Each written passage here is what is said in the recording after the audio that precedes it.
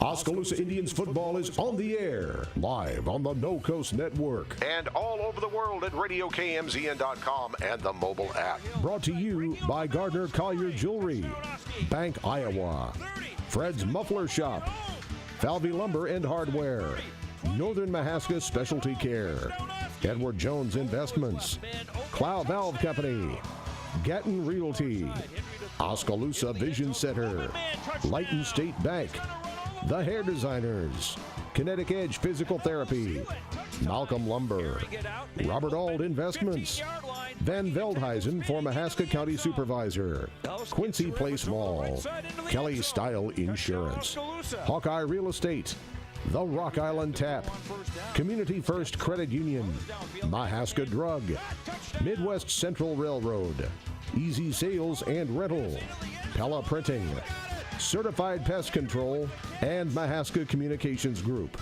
Your Keys to the Game sponsor is Craig Ford. And now, live Oskaloosa Indians football action on the No Coast Network.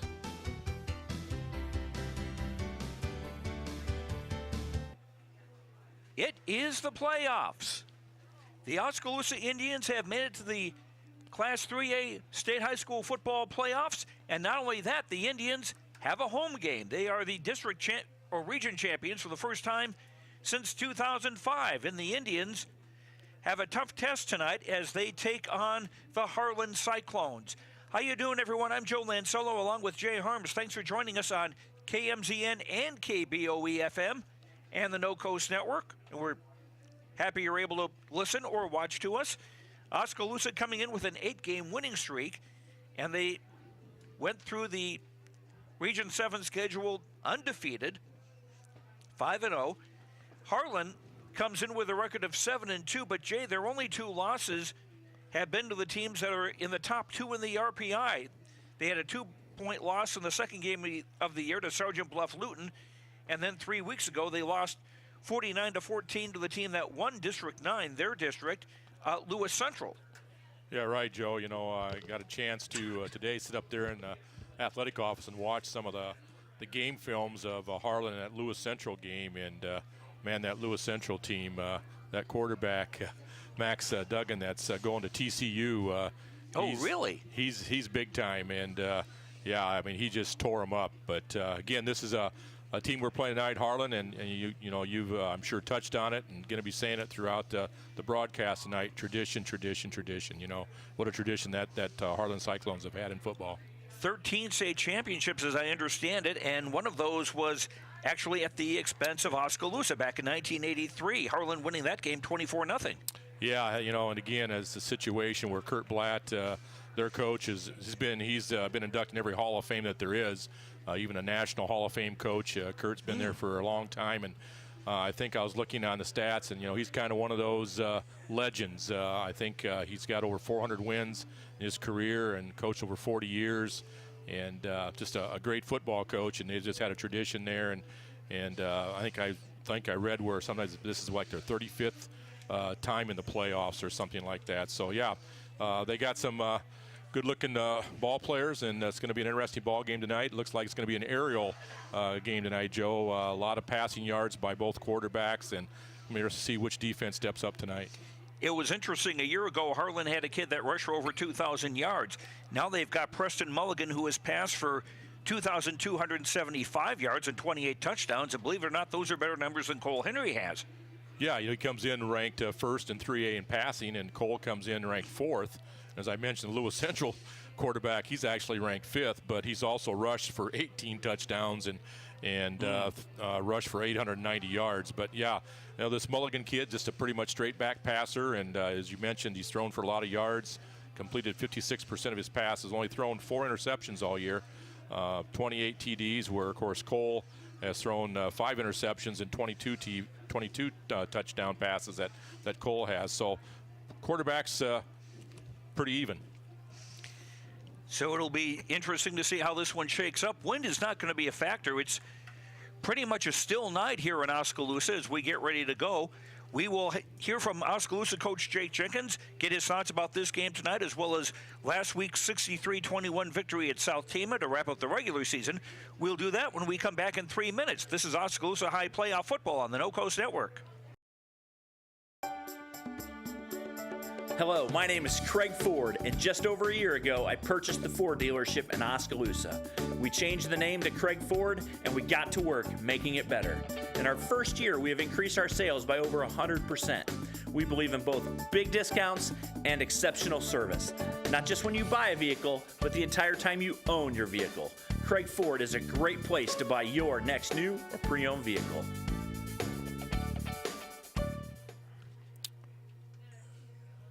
Collier Jewelry, our goal has always been to provide you with the very best jewelry for your money. From plain gold wedding bands to the most exquisite diamond ring, Gardner Collier has it. Our huge selection is sure to exceed your expectations, and our service is second to none. From sterling silver fashion jewelry to the one-of-a-kind diamond fashion piece, Gardner Collier can fill your jewelry desires. For the very best value in fine jewelry, choose Gardner Collier, Quincy Place Mall, Ottumwa, and Penn Center Mall, Oskaloosa. My old man never changes. Same old truck, same old pair of boots, same light beer and the same old koozie. Still loves Mom's pancakes. Then again, who doesn't? Dad sticks with what works. Like how we stuck with Bank Iowa all these years. Their service and rates help keep the farm going strong. And people who care like they do never go out of style. At Bank Iowa, we have a long history of serving the farmers who help Iowa grow. Visit us at bankiowa.bank or your local Bank Iowa location. Member FDIC. Fred's Muffler Shop in Oskaloosa has been a family-owned and operated business for over 55 years and is proud to support our community and the student athletes in it. Fred's Muffler provides their customers with bumper-to-bumper quality work done with hometown dependability and competitive prices. Come see what's new at Fred's Muffler Shop in the brand new showroom located at 1214 A Avenue West in Oskaloosa. Falvey Lumber and Hardware in Eddyville and Albia is dedicated to providing their customers with friendly service. Falvey Lumber and Hardware values your business and has made it their mission to provide reliable products and services with their customer-driven approach. Falvey's courteous professional team is able to support a range of services to meet your requirements. Falvey Lumber and Hardware in Eddyville and Albia. In Eddyville, call 969-4814 or Albia 932-2150. We all need help from time to time, especially during life's health transitions. Whether you're getting back on your feet or looking for a new place to call home, Care Initiatives is here. For over 25 years, we've helped Iowans maintain independence and quality of life. Rehabilitation, skilled nursing, long-term care, hospice care. No matter what life brings, our team of experts are ready. Care Initiatives for life's health transitions. Welcome back to our pregame show. The Oskaloosa Indians take on Harlan tonight. Opening round of the Class 3A football playoffs in Iowa. Coach Jake Jenkins joins me now, and this is where you guys wanted to be. You talked about this weeks and weeks ago. Absolutely. We started talking about it actually after the Xavier game last year, our playoff game. We went in and we said, guys, we played a really good team tonight. If we don't want to be in this position, we need to win our district and have a home playoff game. And so that starts right now, and it goes into the offseason with the weight room. And so fortunately, for us, we did that. And so we're excited to have, a home field advantage the first round with our home crowd. We're very excited to be here. And you were able to wrap that up courtesy of a big win at South Tama last week. Another big day for Cole Henry, 8 of 9 passing. He only played the first half, 4 touchdowns, and now he's got records for single-season completions, yards, percentage, and touchdowns. Absolutely. You look at the stats and you look at the receiving yards and think, you go, well, there wasn't a lot of yards. And you go, you say he was like 8 for 9 or whatever. And then you go with 4 touchdowns. Oh, my goodness. And so, yeah, he did well. He executed, and he's a competitor. He wanted to stay in longer. It's just the nature of the game. And then he's the first guy out there cheering those guys on, though, when we have the sophomores in and we have other JV guys in, building the program for the next few years. And the first quarter, you built a big lead thanks to a couple of things on defense. Casey Hill not only 116 yards rushing and a touchdown, but he also blocked a punt that Walker Newman recovered for a score. Yeah, he pushed the guy right back into it. We went after it because they were hesitating to let their guys get downfield, so we decided to go after one and block one, and Casey did a good job driving him back. Couldn't tell if it was the guy that he drove back into it or Casey's helmet, but either way, he was using his head, and he was getting the game. And then, let's see, Kraber picked it up at first as he got hit, and then he coughed it up so that Newman could score. I said, Kraber, you're just being a good teammate giving that to Walker like that. But it was a good play. And also later on, we saw the value of the tip drill that the defensive backs go through in action as Rashawn Brace caught a ball that was tipped by one of his teammates, and then Rashawn returned it for a touchdown. Yeah, Rashawn's he has some shake and bake to him. He's a good running back too. So when he had it tipped to him and he caught it, he just took off like he does all the time in practice. He's a tough guy to take down. I mean, he really is. Our guys struggle with it. So very good athlete, very, very good play. It's an athletic play, and there's a great return. And you also faced some fake punts, about 3 of them, I think, on their part, and I think they only converted 1 first down out of those. Yep, and the first one I think he just kind of rolled out, and then we didn't rush because we were sticking, and he just kind of threw it late, and they were really short. A couple of the other ones were good plays, and so we were yelling out fake, and we need to get ready for that as well, and so we planned for it and prepped for it, and then they converted one on us, so you got to give them credit for that one.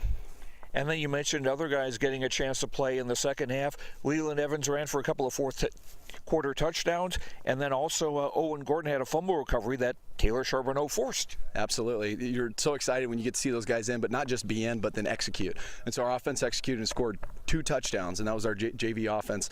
And you had Cooper Spry out there. He's really close to scoring a touchdown, which would have been awesome for him too. And then Dalton Ames was out there, and he had a bunch of great blocks, stock blocking on the edge. And you have Holmberg out there as well. So a lot of the skill guys doing a great job with Andrew Ellis under center. So, yeah, very happy to see those guys making some big plays. Now you take on a Harlan team which has some history with Oskaloosa, I understand. 1983 state championship game, Harlan beating the Indians that year, and it's not the first state championship that those guys have won. No, they're used to making long runs. They have a rich tradition in football. Coach Blatt's done a wonderful job. I think he's over 400 victories as a coach. I can't even fathom that number. It's unbelievable. So he's I believe, the second winningest coach in the state of Iowa, and probably will be the first if he sticks around and keeps coaching like he has been for so long. So yes, a very rich and tradition program. They're going to be ready to play, and they're used to being in the playoffs. And I think it's a really good matchup for us, and it's a really good challenge for us.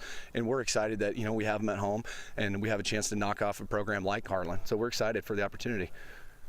It's a little hard to get a read on them, or else it just shows how well they're able to adapt. Last year they had a kid rush for over 2,000 yards.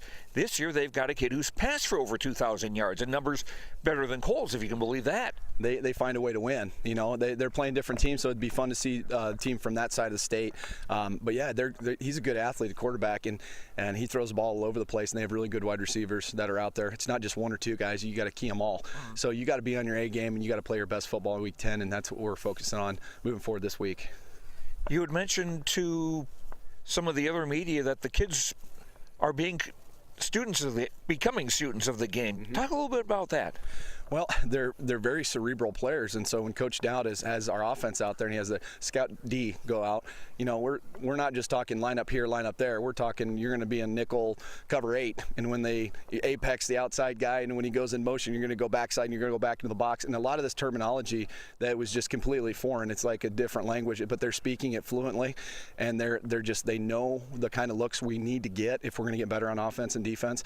And our starters as well as our scout team have filled those roles admirably. I'm just amazed with how well their knowledge of the game is. And so out of all my years coaching high school football, by far this is the most cerebral team that we've had at this point. And another nice thing about getting into the playoffs is that the kids, the 10th graders, the JV kids, and the freshman kids get more time to practice and work on stuff. That's right, and we brought up 5 freshmen, and that's kind of a program thing, building the program. We want them to see what it's like, and we want the seniors to lead the way and show them, how we prepare for a game, how we prepare for the playoffs. So we brought up 5 freshmen, and they've been doing a great job, just kind of seeing how things go and seeing how different things are when you get up to the varsity level. What will be the important things tonight against Harlan? We want to be the most physical team on the field, and I know Harlan traditionally is very physical up front. I think we need to win the line of scrimmage. We need to be more physical. We need to limit mistakes, and we need to respond to adversity. All right, best of luck. Thank you very much. That's Coach Jake Jenkins, coach of the Oskaloosa Indians. We'll be back with the starting lineups. Oskaloosa taking on Harlan, round 1 of the Class 3A playoffs. We'll be back in 3 minutes on the No Coast Network. Hi, I'm Edward Jones, Financial Advisor, Amber Coffee. I'm Edward Jones, Financial Advisor, Brandon Kane. I'm Edward Jones, Financial Advisor, Jennifer Main. I'm Edward Jones, Financial Advisor, Jason Rosenboom. I'm Edward Jones, Financial Advisor, Austin Norris. If your saving for retirement strategy involves the phrase, "I'll get around to it someday," you need to talk with an Edward Jones Financial Advisor. When it comes to meeting your goals, time can be on your side, and there's no better time than now to get started toward your retirement goals. For sound financial advice, contact your local Edward Jones professional today. Edward Jones, making sense of investing. Member SIPC. Water is more than just a source of life. We have fun with it, clean with it, grow with it, save lives with it. How water gets to us is rarely ever thought about. But at Clow Valve Company, water is never taken for granted. We design and build some of the most advanced water valves and hydrants in the world from one of the cleanest, greenest, and safest facilities in the United States. Clow Valve Company, it's more. Hi, my name is Tony Irwin with Gatton Realty. And like the offensive line of the Oskaloosa Indians, Tucker Irwin, Alex Laubrecht, Hunter Els, Riley Miller, and Colton Butler, we're here to open the way for you and your housing needs. Let me pave the way for you to get into your new home and also guide you to the right way of buying a new home. Please give me a call at 641-455-4465 or stop by 1207 A Avenue East and visit with me. Thank you. Go Indians! Oskaloosa Vision Center's hometown doctors have strong roots in Oskaloosa and are dedicated to serving the community. We use state-of-the-art equipment to provide high-quality, professional eye care through comprehensive eye exams, medical care for eye infection and disease treatment, as well as emergency aid and pre- and post-operative care. With our large variety of prescription glasses, sunglasses, and contact lenses, we strive to meet the needs of all patients, from newborn to adult. Oskaloosa Vision Center. Come see us today. My name is Luke Harris, and I'm proud to be a local farmer. Partnering with Flighton State Bank helps me in my farming enterprise to make sound day-to-day decisions from a financial perspective because they provide the financial stability and advice that I need to run my business the way it needs to be ran.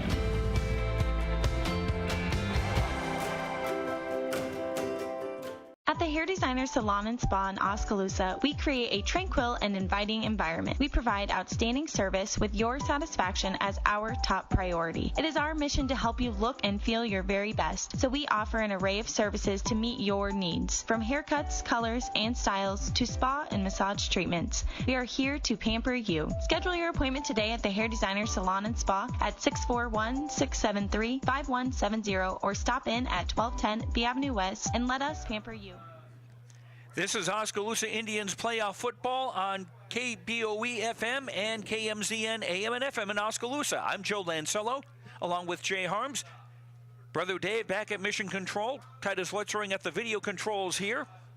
Oskaloosa has won the toss and elected to defer, so Harlan will be receiving the opening kickoff to our right as we get things underway on a still night. The wind not going to be a factor, not like it has been a couple of the more recent games here at Statesman Community Stadium in Oskaloosa, the new name for the playing field here at the Lacey Recreation Complex. Time now for our Craig Ford keys to the game. First one I'm thinking of is put pressure on the Harlan quarterback. He hasn't been sacked too terribly often, it seems. So to put the pressure on him, that would be an ideal situation for the Oskaloosa defense. Another thing is avoid penalties. Last week, they had only 2 penalties, but they were for a total of 67 yards. And the Indians averaging 54.4 yards per game in penalties. Keep it under 50 if you can. And then finally, the other key is going to be Harlan versus the road. It was a 2-hour and 40-minute trip from Harlan to Oskaloosa, and I have made 3-hour-plus drives in the past when I worked in Minnesota to get to a game, and I know that wears on you, and I'm sure that effect times 40 kids, it can really be wearing on you. Yeah, you know, Joe, I've witnessed that myself. You know, as a coach in softball one year, we had to travel over two hours to go play a tournament game, final tournament game to get to the state tournament, and like you said, you're on the bus. It's not the same situation as being on your home field and going through your regular routine. So hopefully that's going to be a little advantage for the Indians here against this Harlan Cyclone team. But you do hope it's a problem the Indians have next week. Yeah, assuming that's right. Let's win this one first, then we'll worry about traveling to Lewis Central. Which would be the likely matchup. The Indians would play either Lewis Central or Carroll. And Aaron Blom's kickoff is into the end zone and for a touchback. And so the Harlan Cyclones will take over 1st and 10 at their own 20-yard line. Harlan with Preston Mulligan at quarterback, a 6'2", 193-pound senior. He's completed 56.4 of his passes for 2,275 yards, 28 touchdowns with just 4 interceptions. Caleb Beaker and Brendan Bartley will start in the backfield, although their leading rusher, Alex Schleckinger, is not a starter. But I'm sure we will see him later in the game. Jonathan Monson lines up wide right. Sears, the receiver, wide left, and a give straight ahead to the fullback, Caleb Beaker, and he will get just a short gain as the Oskaloosa defensive line was able to swallow him up pretty quickly. Yeah, I talked to the Oskaloosa coaches before the game, and they thought Harlan would come out and try to pound us early and see if they could get anything off the ground. But, of course, that's not their bread and butter. They're going to be putting the ball in the air, but they were going to try to test us early, see if they could get some yards on the ground against us. Receivers wide to both sides. Tied in on the right side, I formation behind Mulligan, and motion on the part of Oskaloosa. Defensive end Nick Dykstra got a little anxious. Yeah, now they would give them second and short. That's not what we really want to do here. You want to try to keep them, second and long, third and long, and now they're going to come up and have second down and a couple of yards here, a little over 2 yards for pick up their first down of the ball game. Brett Sears and Jonathan Monson are the wide receivers. Eli Bolden, the tight end. Ethan Leinen is the center. Brock Hedstrom and Jacob Schlecking are the guards, both under 200 pounds. And a give over the right side around right end. The carry is Brendan Bartley, and he'll get around the 30-yard line to have the first down of the ball game for Harlan. Yeah, Blahman on the tackle, but again, with that short yardage, went wide on us and picked up the first down of the game. Gain of 4 on the play to the 32-yard line. Harlan's guards, interestingly enough, under 200 pounds, but the tackles, Derek Wire, 6'5", 294, a senior, and Joey Arkfeld, 5'11", 245, a senior. Yeah, you look at that left guard compared to that left tackle, and looks like Mutt and Jeff out there. That left tackle, he's a big boy. Mulligan back to throw on first down. Pass caught on the near side by Monson, up the near hash mark to the 44-yard line, and that should be another first down for the Harlan Cyclones. Hey, a shout out to our Oskaloosa Chamber Choir that under the direction of Chris Weinrich sang the national anthem tonight and did a great job to get things going here, getting this ball game started. Check that. Harlan is going from right to left in the traveling white shirts with red numbers, black trim, light gray pants trim with red and black, light gray helmets with a red Cyclone logo. And to give to the fullback, pounding his way, Brendan Bartley across the 45-yard line to the 46. Yeah, he's only run for, 330-some yards on the season, but averages a little over 6 yards a carry. Picked up, two, a little over 2 yards on that for carry. 2nd down 8 for Harlan. We'll get the Oskaloosa defense here in a second. Receivers wide to both sides. Sears to the left, Monson to the right. Tight end on the right side again out of the I formation. And a give to the tailback Bartley around the right side into Oskaloosa territory across the 45 for another first down near the 43. Yeah, almost the same play that they ran their first down on, getting to that outside edge there and getting good yardage, and Harlan's in Oskaloosa territory. And people might not know, this Harlan team, their last championship was in 2009. They beat Pella 35-14 to win another state championship. And they beat Pella in the semifinals last year. Yeah, that's correct. I formation, receivers wide to both sides. Inside handoff to the first back. That's Beaker, and he'll get to about the 45.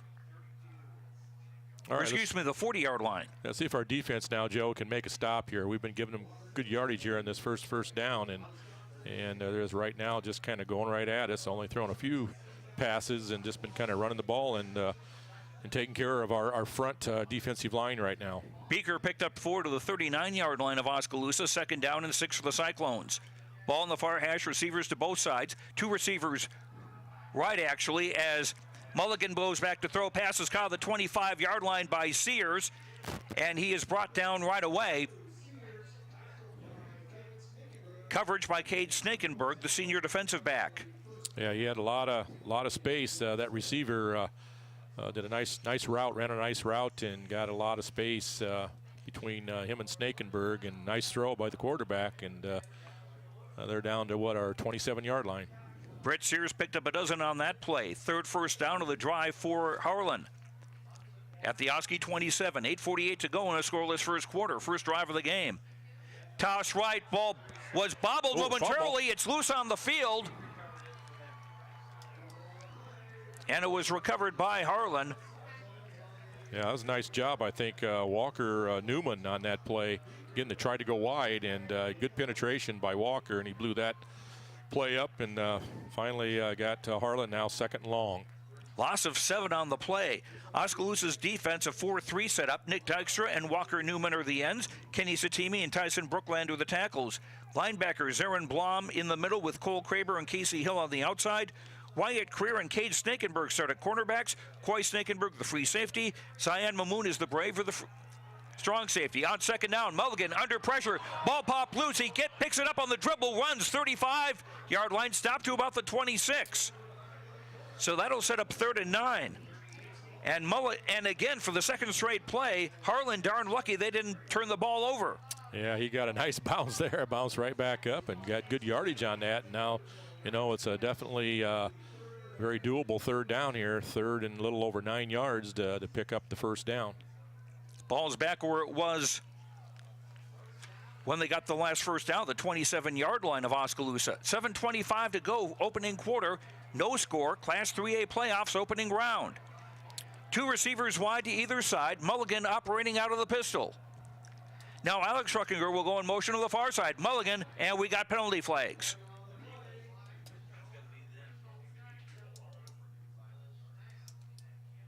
And our officiating crew tonight, Dan Bontrager is the referee, Chris Doble, the umpire, Aaron Granquist, the linesman, Mike Valentine, the line judge, and Chris Terrakina, the back judge. Those officials coming from Iowa City. Yeah. And offside against Oskaloosa. That's 2 penalties we've had, Joe, where we've given them a lot shorter distance here on 3rd down. 3rd and 5 it'll be from the 22-yard line. Harlan driving in Oskaloosa territory. 2 receivers wide right, 1 wide left, and a wing on the left side. Mulligan out of the pistol. Mulligan throwing to the near side, intended for Sears, incomplete. Just ran out of room on the near sideline. Coverage by Rashawn Braggs for the Indians. Sets up 4th and 5. Yeah, I looked on my stats here, and Harlan has not made a field goal all year. They have not tried a field goal all year. Oh, they got on this one I have, Joe. They were 0 for 3 on the sheet that I have, but so definitely going forward here on 4th down. I've got to see where you're looking at stats.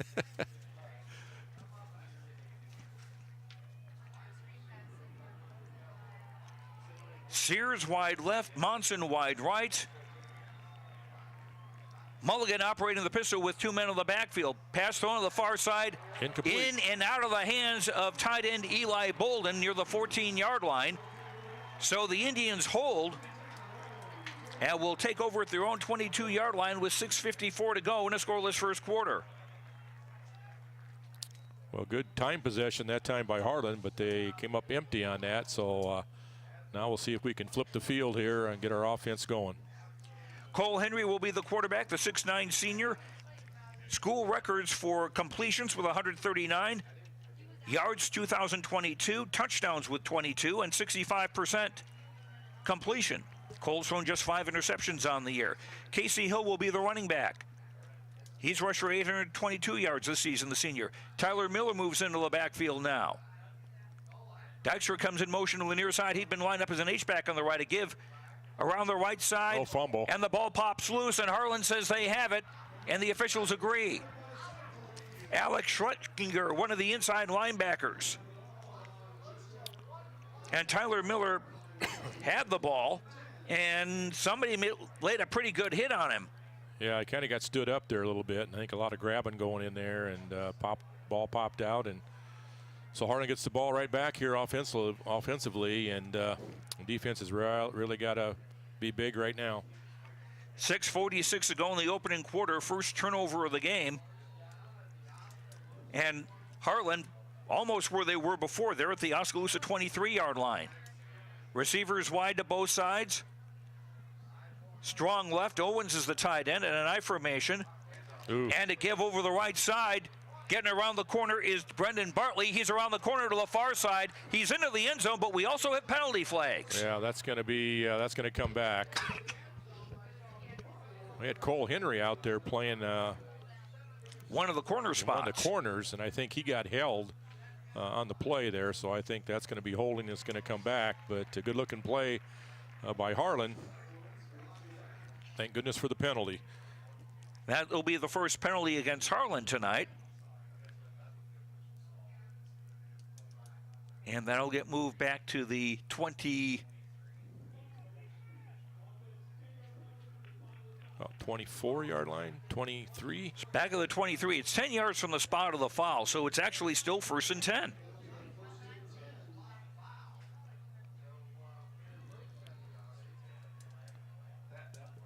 That took away a touchdown. Ball on the far hash. Receivers wide to both sides. Owens the tight end on the right side out of an I formation. Mulligan under center. Gives to Barkley over the left side, and he will get a yard maybe.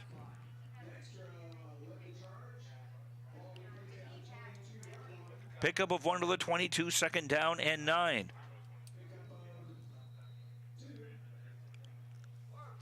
Oskaloosa now a +3 when it comes to takeaways and giveaways. Receivers wide to both sides. Mulligan out of the pistol. A back to his right and a back behind him. Mulligan back to throw. Airs it out near side, passes caught to the 16-yard line.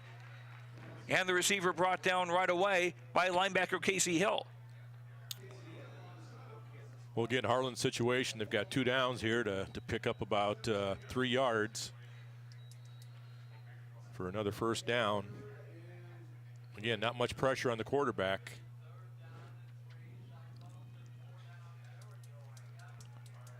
.5:25 to go first quarter, no score. Harlan on the move at the Oskaloosa 17-yard line, looking at 3rd down and 4. Receivers wide to both sides, Mulligan out of the eye. Give to Bartley, breaking through the middle, and he will march in for a touchdown. Brendan Bartley running for his 6th touchdown of the year, and Harlan score first with 5:14 to go in the quarter, taking advantage of the Oskaloosa fumble and getting off to a 6-0 start. Now the swinging gate formation we see from Harlan. Kyle Knutson is on to kick with Jonathan Cheek to hold. Now the linemen move from the left of the ball to over the ball, as though they're going to kick. Snap is a little high, gets the kick up, and it is good. It's 5:14 to go first quarter. It's Harlan 7, Oskaloosa nothing. The kickoff in a minute on the No Coast Network. At Kinetic Edge Physical Therapy, we're proud to keep the Oskaloosa Indians and their fans safe and feeling good on and off the field. Kinetic Edge Physical Therapy is the expert in injury care, orthopedics, and sports rehab, with a new facility in Oskaloosa, complete with an open gym area in addition to several private treatment rooms. If pain is bugging you, come see the experts at Kinetic Edge for a free injury screen. Find out more, including why the Oskaloosa Indians trust Kinetic Edge, at kineticedgept.com. Hey everyone, I'm Tyler Van Welden, your local expert at Malcolm Lumber. At Malcolm Lumber, we pride ourselves in being your local lumberyard. We boast competitive prices that you find at the big box stores and unmatched service that the big box stores can't provide. Our one-on-one service is what sets us apart. Our knowledgeable experts are here ready to help build you a better future. And thanks to the community for having us all these years. You can continue to find Malcolm Lumber at our 3 locations in Grinnell, Montezuma, and Oskaloosa. Malcolm Lumber is here for you, start to finish. That drive took 1 minute and 32 yards, 3 plays, 23 yards. And the kickoff fielded at the 3-yard line, up the far hash. Casey Hill breaking to the far side across at 25 and stopped near the 30, but on a penalty flag. Yep. We're going to move back here.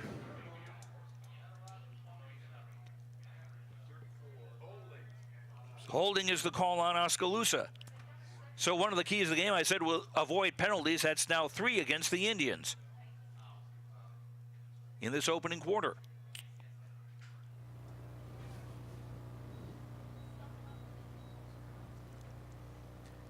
So the Indians will get their second possession with 5:06 to go in the opening quarter, trailing 7-0. Gosh, when was the last time they trailed in a game? Pella, I would think. Yeah, probably is. The Indians will take over at their own 19-yard line. Dylan Van Leuven and Nick Dykstra, one pair of wide receivers. They'll line up wide to the near side as the Indians go left to right. Isaac Schultz and Tyler Miller also lined up. Check that, 3 receivers to the left, to the right, 1 to the left. Pass to the left side for Tyler Miller, and just out of his reach to the far side, incomplete. 2nd down 10. Yeah, I think we just got to settle down a little bit here and need a first down to kind of get everything under our feet right now and kind of rushing everything here. And we don't want to get the ball right back to Harlan. We've only ran, 2 plays now here with 5:03 to go here in this first quarter. So we've just got to take some time off the clock and just kind of move the chains a few times here. Schultz and Miller wide right as the Indians go left to right. Receiver wide left, wing on the right side rather. Cole Henry in the pistol, and back to throw. Pass over the middle, just out of the reach, and it's intercepted. 30-yard line, 20, 15, 10 down the near side, and that is a Harlan touchdown. I think number 23, maybe. Yes, indeed. Thomas Faw with his 3rd interception of the year, and it's a touchdown. And Harlan off to a 13-0 start. With 4:54 to go in the opening quarter, they score twice in some 20 seconds. 13-0. Again, the swinging gate as Harlan line up to the left of the ball. Now they shift the offensive line to the standard position. Awesome. Kyle Knutson to kick. Jonathan Cheek to hold. Kick is up and away. And good. 4:54 to go first quarter. It's now Harlan 14, Oskaloosa nothing. The kickoff in a minute on the No Coast Network. If you think there's room for improvement in your investment game plan, or that maybe you should send in some new plays, take a time out and talk to an experienced investment professional. I'm Bob Auld of Robert Auld Investments, an investment advisor with over 31 years of experience in Oskaloosa and Southern Iowa. Let me help you find some new strategies. Call 673-9448 or 1-800-444-AULD. Robert Auld is a registered representative offering securities and investment advisory services through SagePoint Financial Inc., member FINRA and SIPC. Mahaska County taxpayers are frustrated by tax dollars being spent irresponsibly on lawsuits. I am Scott Van Veldhuizen, and I believe county supervisors need to be responsible for ensuring local government works together for the common good of everyone. Forcing decisions through the courts causes division. I will build strong working relationships and make sure we move forward by listening to each other, investigating concerns, and finding solutions as a community. Vote for me on November 6th. Paid for by Scott J. Van Veldhuizen for Mahaska County Supervisor. Tyler Miller and Casey Hill to receive the kickoff from Knutson. And Casey Hill will catch this at his 5-yard line. Up the numbers, far side, 15, 20. Looking for a seam outside, 25, 30. Still going, 40-yard line, and brought down just across the 40-yard line. Nice run back by Casey. Just what we needed here to get us out towards midfield, and now hopefully get something going with our offense. Can't let this get away from us here in this first quarter. Introducing the Oskaloosa offensive line, Hunter L. starts at center. Alex Lobrecht and Riley Miller are the guards. Tucker Irwin and Colton Butler are the tackles. Indians will start at their own 41-yard line with 4:45 to go in the opening quarter, down 14-0 to the Harlan Cyclones in the opening round of the Class 3A Iowa High School football playoffs. Van Leuven is wide left. Miller and Schultz wide right. Nick Dykstra is an H-back. Henry out of the pistol. Gives for Hill, bouncing off one man trying to get back to the line of scrimmage, and that may be all he did. Oskaloosa's defense, a 4-4 set. Normally, Jake McLaughlin, a senior at one end, has 8 sacks on the year. The other end, Ellen Fries, a junior, has 9 sacks. On 2nd and 9, Henry bobbles the snap, picks it up, throws it on the near side, caught by Isaac Schultz, dives down, and he will be back at the line of scrimmage also. Yeah, just right now we're just not in sync, just really, I don't know if we're a little jittery out there, but everything is just not flowing very well right now. Here we are, 3rd and long, and again, boy, the Indians just really need a first down big time here. 1-yard pickup on the pass play to the 42-yard line, so the Indians looking at 3rd and 9 from their own 41. 3:50 to go in the opening quarter. Indians down to Harlan, 14-0. 2 receivers wide right, receiver wide left. Dykstra lining up as an H-back. Flea flicker, tossed to Hill, back to Henry, and the pass is incomplete. Looking for Nick Dykstra at the 30-yard line. It was a flea flicker where they tossed the ball to one man, then it was handed to Tyler Miller, and he tossed it back to Cole Henry, threw a nice ball, but just out of the reach of Nick Dykstra at the near sideline at the 30-yard line. Yeah, I think Nick was just a little bit concerned about getting out of bounds there, and he had room yet to go over and catch the ball, but they got to punt it away here. Need a good punt by Nick. Dykstra to punt, averaging 34.9 yards a kick. Longest is 59. Gets it away, and this will take an Oski bounce and go out of bounds near the 10-yard line. We'll see where they mark it. 3:28 to go, and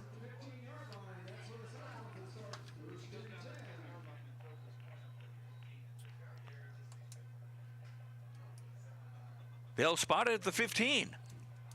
Well, Joe, during the season, Oski only gave up a little over 20 points a ball game in their 9 games, and already, Harlan's got 14 on the board, and of course, only giving up 20. In that first game of the year, Pella Christian, were in the 50s that they scored on them. So after that, our defense really stepped up, and they're going to have to really get after it here for the rest of this ball game to try to hold this Harlan Cyclone team. On first down, handoff out of the I formation, a gain of about a yard over the left side for Brendan Bartley, who scored the first Harlan touchdown. Picked up 2, 2nd down and 8 for Harlan.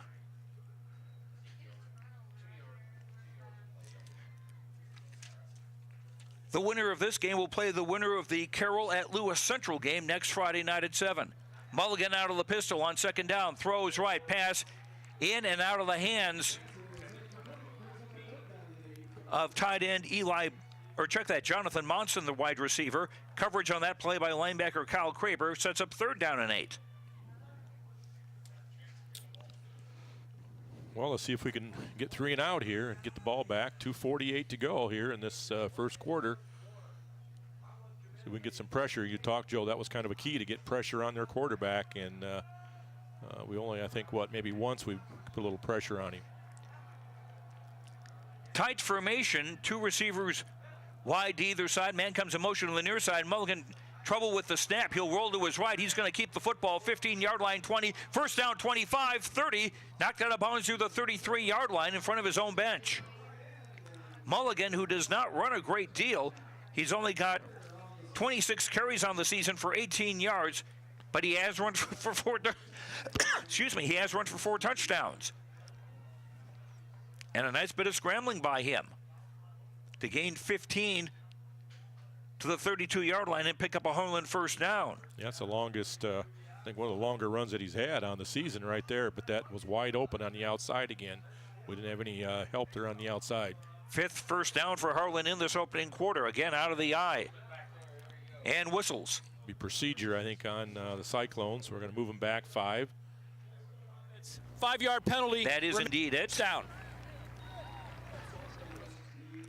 Move the ball back to the 27-yard line and set up 1st and 15 with 2:39 to go in the opening quarter. Other games in Class 3A, Pella is at Cedar Rapids Xavier, the defending state champions. Clear Creek Amana at Decorah. Bishop Heelan of Sioux City at Sergeant Bluff Luton. That should be a dandy of a game. Spencer at Norwalk, a team that Oskaloosa has beaten this season. Epworth Western Dubuque at Solon, and Waverly Shell Rock at North Scott. Other games in 3A tonight. Would you say that Pella was a 40-point underdog? Is that what you said? That's what somebody was telling me earlier. Mulligan back to throw, airs it out on the near side, caught 32-yard line, down the near sideline, 40, 45, 50, and brought out of bounds is tight end Eli Bolden, a 6'3", 173-pound senior. Well, we said, you know, if this kid came in leading the district in passing, and they've had the 5th and wide receiver Bolden right there in the district, or I should say in 3A receiving, and boy, their receivers just are getting a lot of space on our corners here, and they're catching the ball almost 10 yards down the field. 24-yard pickup to the Oskaloosa 49, 2:31 to go in the opening quarter.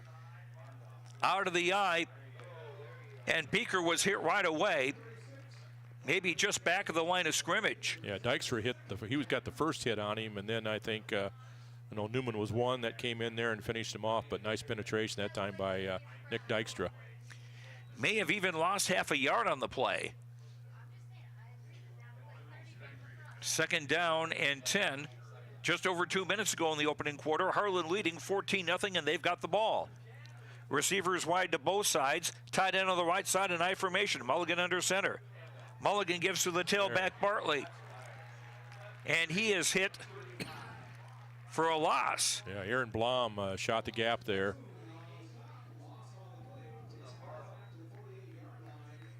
Loss of 3 to the 48 of Harlan. And that'll set up 3rd and 13. Yeah, one of the few times again we've had them, 3rd and long here. And last time I saw Coach Jenkins brought in Cole Henry to play the corner, but staying with Creer here on one corner. 3 receivers wide right. Mulligan out of the pistol with time. Throws, caught at the 40-yard line. Going to be short. Just short of a 1st down. Brett Sears with the grab. Rashawn Braggs and Zion Mamoun on the tackle. I think you see Harlan go for it here. They've got that big offensive line here, especially that left tackle we talked about. The big boy, 294, 6'5", 294. They're kind of taking their time here, deciding what they're going to do. I think they're going to bring the chains in to have a measurement. It looks like the ball is at the 39-yard line of Oskaloosa, and that would seem to be enough. That's got a pretty good spot. I thought, looked at right away, going to be way short, maybe a yard or 2 yards. But measurement comes with 1:13 to go in the first quarter. Harlan up 14-0. The Iowa High School Athletic Association would like to take this opportunity to remind you that sportsmanship starts with you. Good sportsmanship means showing respect to student athletes, coaches, officials, schools, and to those around you, regardless of how an event is going. Good sportsmanship shows character, accountability, and sets a positive example on and off the field. The IHSAA thanks you for being a good sport for tonight's game. They are about a foot short of a 1st down. 4th and very short.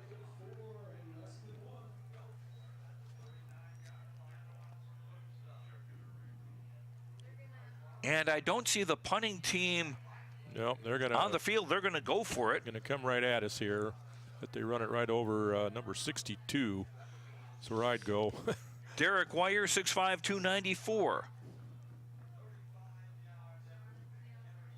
Well, Jonathan Owens, the punter, actually is in the game.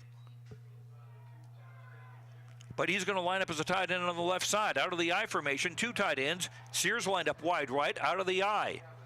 Mulligan under center. Gives the ball to the fullback, and I think he just got enough. Yeah, he didn't need much, man. It was nice, good penetration that time by the Indians, but again, they didn't need much there, and I think he picked up the 1st down. Caleb Beaker, the fullback, who actually was a fullback last season, was moved to a guard spot this year, but just moved back to a running back spot a couple of weeks ago. And he got the foot for a Harlan first down. Ball still at the 39-yard line, but now just across it. 1 minute to go, 1:02 to go in the first quarter. Harlan up 14-0 in this Class 3A playoff game. Monson wide left, two receivers to the right. Mulligan out of the pistol. And a man comes in motion to the near side to give to the tailback. That was Beaker, or check that, Bartley on the carry. Late flag. But a penalty flag came down late in the Harlan backfield. And it will be a holding call against the Harlan Cyclones.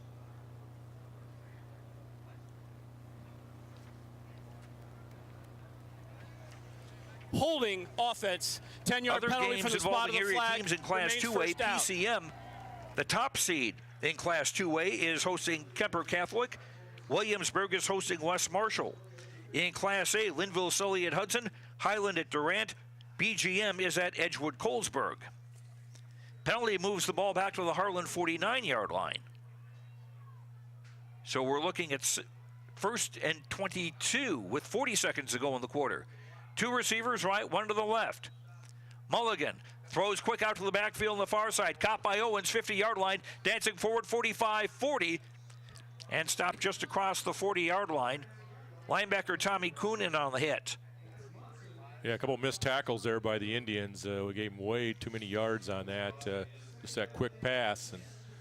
And that's probably the last play of the first quarter here with Harlan on top, 14-0. They gained 13. That'll bring up 2nd and 10, and that is the end of the first quarter in this Class 3A playoff game. It's Harlan 14, Oskaloosa nothing. We'll have the start of the second quarter in 1 minute on the No Coast Network. Keep up to date on what's going on at the Quincy Place Mall in Ottumwa by joining our text club today. Simply text QPM to 64600. You will receive reminders of our sidewalk sales and other events. Also, when you join our text club, you will be entered for a chance to win a gift certificate. So join our text club today. Text QPM to 64600 and don't forget to like us on Facebook. We'll see you at the Quincy Place Mall at 1110 North Quincy Avenue in Ottumwa. You built a castle so that the prince and princess can live happily ever after. You brought the sunshine to shine upon the whole family's future.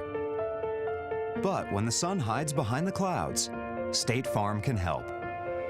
We put the life back in life insurance to protect your family's finances, not only in the future, but today. Call your State Farm agent Kelly Style in Oskaloosa today. Welcome back to Oskaloosa. Joe Lancello and Jay Harms with you. Harlan is leading Oskaloosa 14-0 after one quarter of this Class 3A playoff game. And not only the Indians not have a point, Jay, they don't have a first down. No, and boy, time of possession, we just didn't have the ball very much. That first quarter, Harlan's just dominated, so far in the game. So something's got to happen here. Our defense, someone's got to make a play here for the Indians and get things going. Harlan has the ball at the Oskaloosa 39-yard line, looking at 2nd and 10. They scored one touchdown after recovering a fumble, just a short drive, and then an interception return for a touchdown. Two receivers left, one to the right. Mulligan out of the pistol. Now Bartley goes in motion to the far side. Pump fake, pass over to the middle, and wrapped up right away for a loss of a couple of yards. Tyson Brooklander in on the hit, and the pass caught by Jonathan Monson. Yeah, that screen didn't fool anybody there. We had about three guys just waiting for him to throw the ball, and they just wrapped him right up for a little loss there. Tyson Brooklander, 5'9", 243, a senior. Loss of 2 in the play brings up 3rd and 12 from the 41 of Oskaloosa.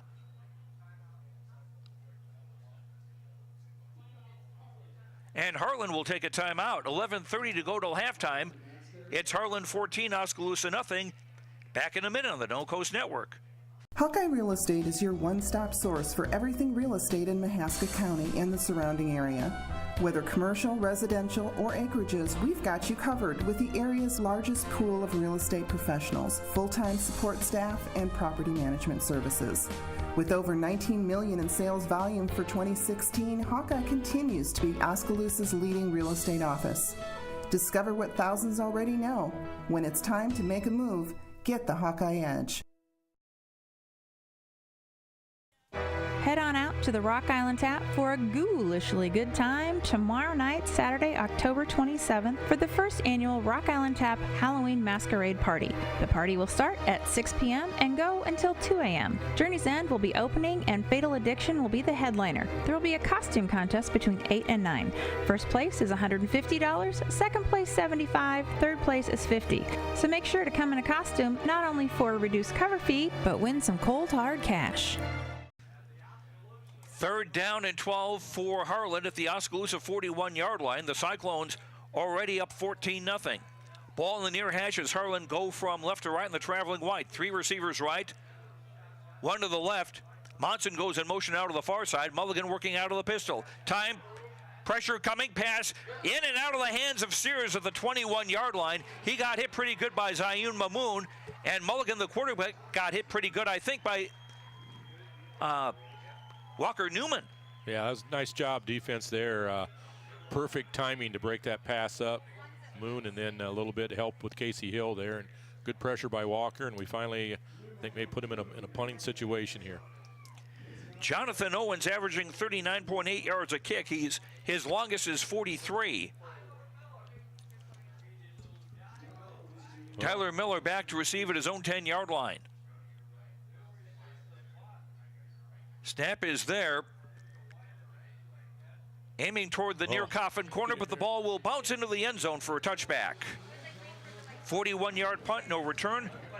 Oskaloosa taking over at their own 20 with 11:17 to go in the half, trailing 14-0.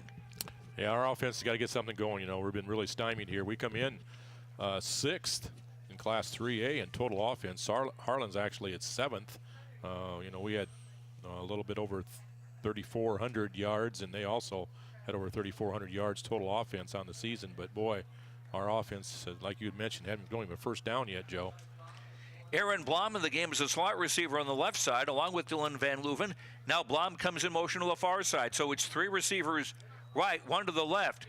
Toss for Casey Hill around the right side to the 25-yard line and kept going to about the 27.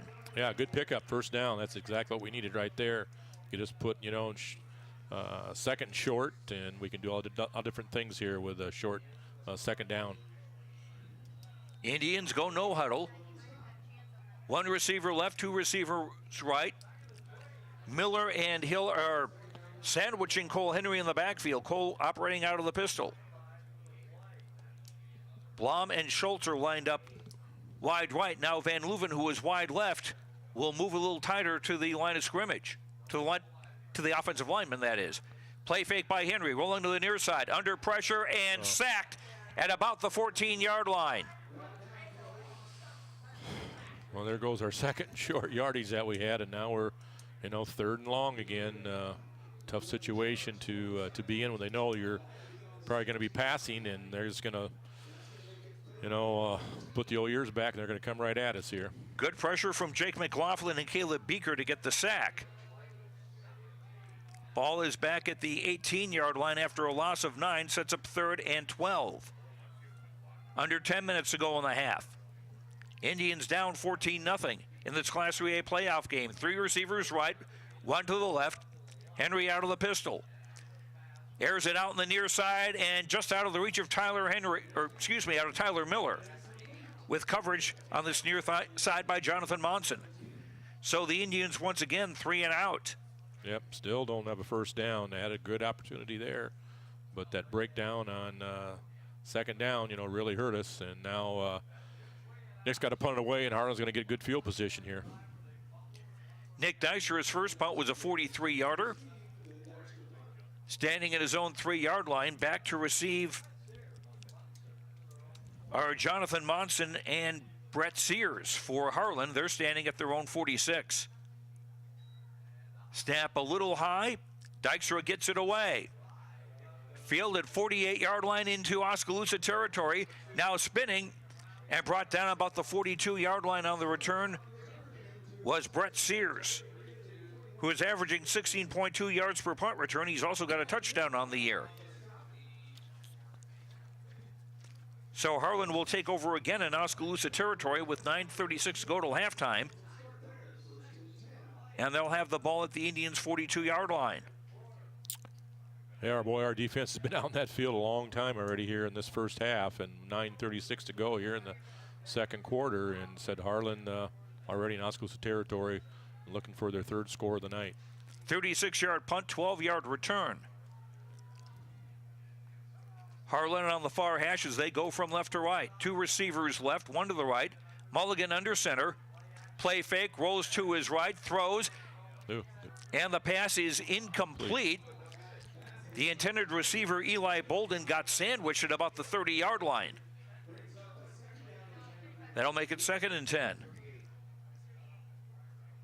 Yeah, good pressure that time by the defensive line, on Mulligan.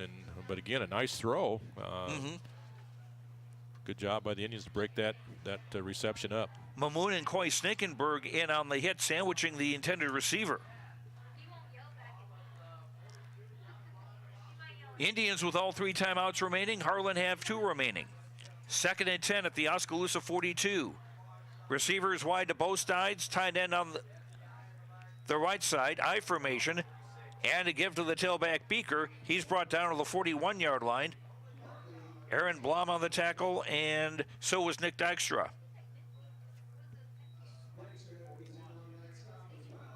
Gain of a yard makes it 3rd and 9 for Harlan.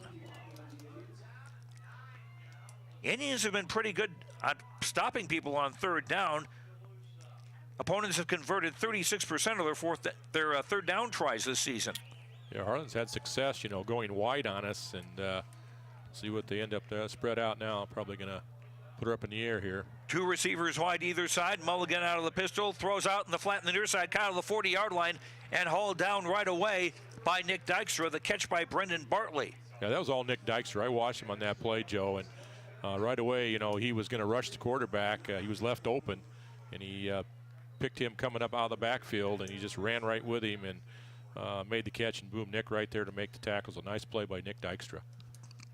Gain of only 2 on that play to the 39-yard line. It's 4th and 7. And Owens drops back in punt formation again. Tyler Miller standing at his own 10-yard line.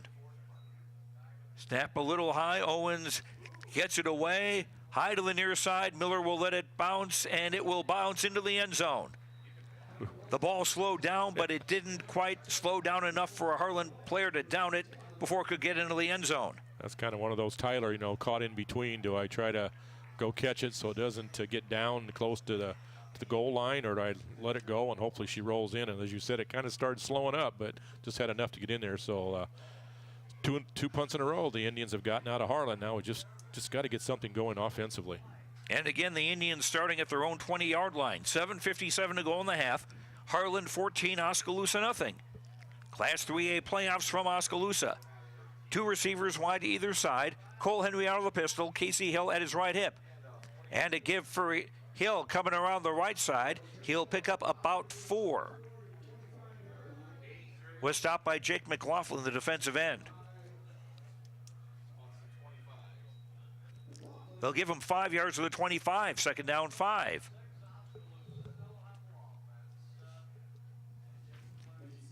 Isaac Schultz lines up wide to the near side. 2 receivers left. Blom is wide to the right side. Tyler Miller is a wing on the left side for now. And now Blom comes in motion to the near side, so they'll stack the left side with 4 men. Toss for Hill, trying to get around the left side. 25-yard line, spins ahead to the 30, and that should be a first down. Should be a first down. There we go. Casey was not easy to bring down on that play either. Casey coming into this game has rushed for over 800 yards, and the Harlan, their best rusher, has 481 yards. So we've definitely, done more on the ground throughout the season. We're a lot better balanced, and there is a guy down here for Harlan, number 34. Is that Owens, isn't it? Their punter. And Owens, yes, their punter also plays a linebacker position. and sometimes a tight end and running back. So the Indians, go ahead, Joe. I was just going to say, we got a stoppage with 7:07 to go in the half. Yep. Harlan leading Oskaloosa 14-0, and Owens walking off the field under his own power. So we finally got that first down. Maybe that really help us now, a little confidence going, and down 14, but we can get some points here before the half here and get a good drive and get something out of it. That'd be a big confidence builder for the Indians. And they can certainly use one. Harlan scoring twice in the opening quarter, in case you just joined us. Bartley running for a 17-yard run, and then just 20 seconds after that, Thomas Fa intercepted a pass and returned it for a touchdown to give Harlan their 2-touchdown advantage. And Harlan ranked number 10 in the RPI, Oskaloosa 7th in the RPI. And if you're familiar with seeding in tournaments, 10 versus 7 is a normal matchup. On first down, play fake, toss to Dykstra on the near side, 35-yard line, 40, stumbles out of bounds.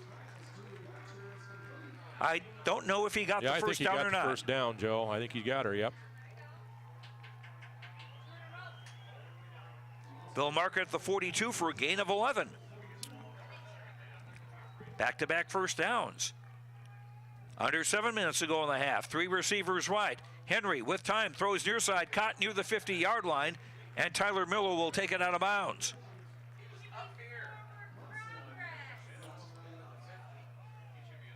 We just looked a little bit more relaxed now here in the last in a little series that we've run, about 4 or 5 plays. The offensive line looks a little bit better. We're running better routes and getting some good hard runs out of Casey here. And gain of 5 to the 47-yard line. A handoff for Hill over the left side.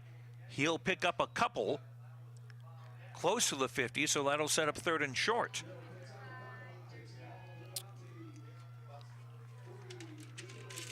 Well, need a first down here. Actually, that's going to be no gain on the play, or perhaps a half a yard. We'll call it the 47. 3rd down and 5 Indians. 3 receivers right, 1 to the left. Henry out of the pistol with Hill at his right hip. Harlan starting to show blitz. Henry to throw, pass just out of the reach of Dylan Van Leuven near the 30-yard line. And that sets up 4th and 5. That's about the 3rd pass or so that Coles just let him a little bit too much. Getting a little bit better settled in, but yet those are passes that, he's been hitting pretty much all season long. And it's not something we can blame on the wind, because there isn't any. Nope. Nick Dykstra back to punt with 6:07 to go in the half. Sears is deep to receive at his own 20-yard line.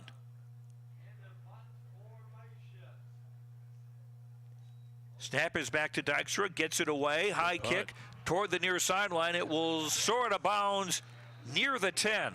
We'll have to see where they spot it.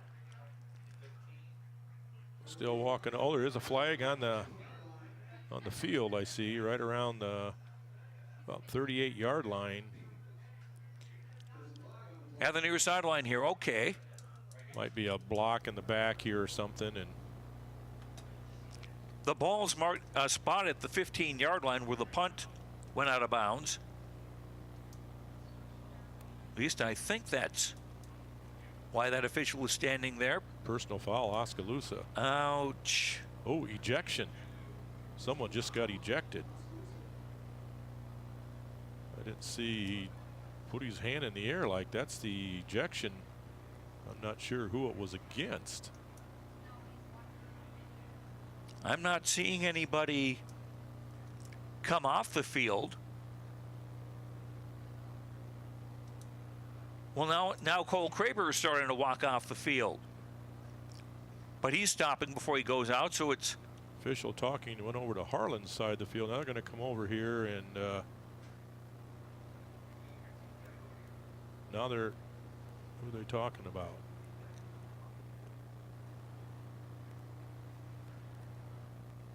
There are a bunch of guys in maroon shirts saying, who, me? I saw something about a face mask, like he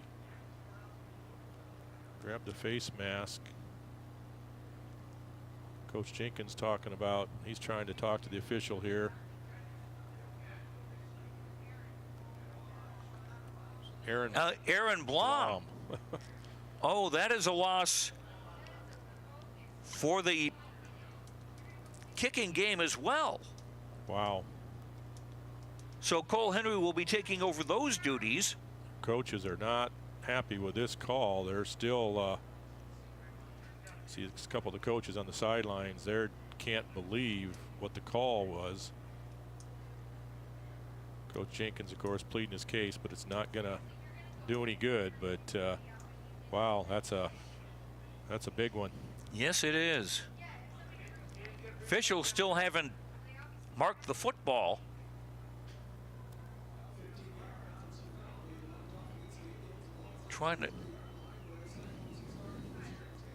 We're watching the television replay and not able to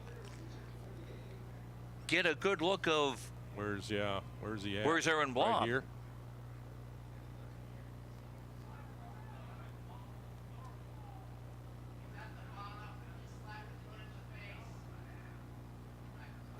Harlan will have the ball at their own 30-yard line. Well, big thing there too, you know, there goes one of our linebackers, and he just has played so well since he was back in there the second game of the year. And besides our, you know, PATs and field goals and a little bit on offense as well, he just does so much. So, well, Indians got to regroup here and hopefully keep Harlan out of the end zone here with 6:01 to go here in the second quarter. Casey Hill, Tommy Kuhn, and Cole Kraber, the linebackers now for Oskaloosa. 1st and 10 for Harlan from their 30. Mulligan throws, airs it out to the far side. It's caught at the 45-yard line, and the receiver finally wrestled out of bounds. Is Brett Sears with a big gain in Oskaloosa territory. Yeah, nice throw, Mulligan. Man, he aired that out and put it right on the money and had time to throw, and he laid it right in there, and Harlan's in business here. Oskaloosa territory down to the 37-yard line. 33 yards on the pass play, coverage by Rashawn Braggs. Was covered well, but Sears came up with the grab. Receiver wide right, 3 bunched to the left. Mulligan under center. Gives to the tailback Bartley, and he will just get to the line of scrimmage.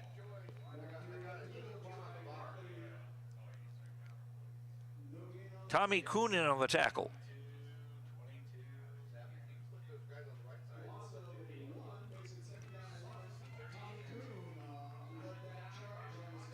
Yeah, good job by our interior line there, stacking that up, and actually, you know, 1-yard loss.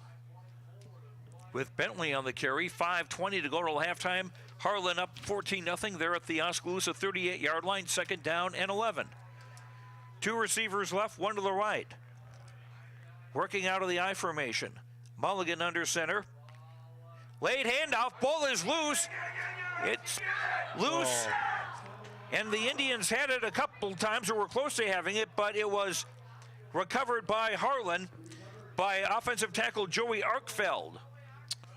Yeah, it's just kind of the way the night's gone for the Indians so far here in this first half. You know, we had a fumble, they recovered, we had the interception, and now we had a really good opportunity there to pick that fumble up or just fall on it, and weren't able to do it. Now Harlan's still got the ball, 3rd and 14 here to go with 4:40 to go here in the second quarter. It was Walker Newman who forced that fumble. It's a loss of 4 yards back to the Indians' 42-yard line. 3rd and 14 for Harlan.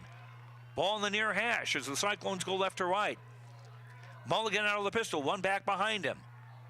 Under pressure, and pass is intercepted. He was trying to avoid a sack and instead threw the ball away. Nick Dykstra. Right to Nick Dykstra, and there's the break we needed right there. Oskaloosa's now got a chance here with 4:16 to go to get something on the board before half, which would be a huge confidence builder for our Indians. And they will start at Harlan's 42-yard line. Nick Dykstra's first pick of the year. He's got 2 sacks. But all because what you talked about, Joe. We got pressure on the quarterback there, and you know, tried to throw it away, I think, and throw it right to Dykstra. Sometimes it's better to eat the football. That's right. And I'm sure his coaches will be telling him that. Indians both the ball in the near hash going right to left. 2 receivers wide to either side. Cole Henry out of the pistol. Harlan showing blitz.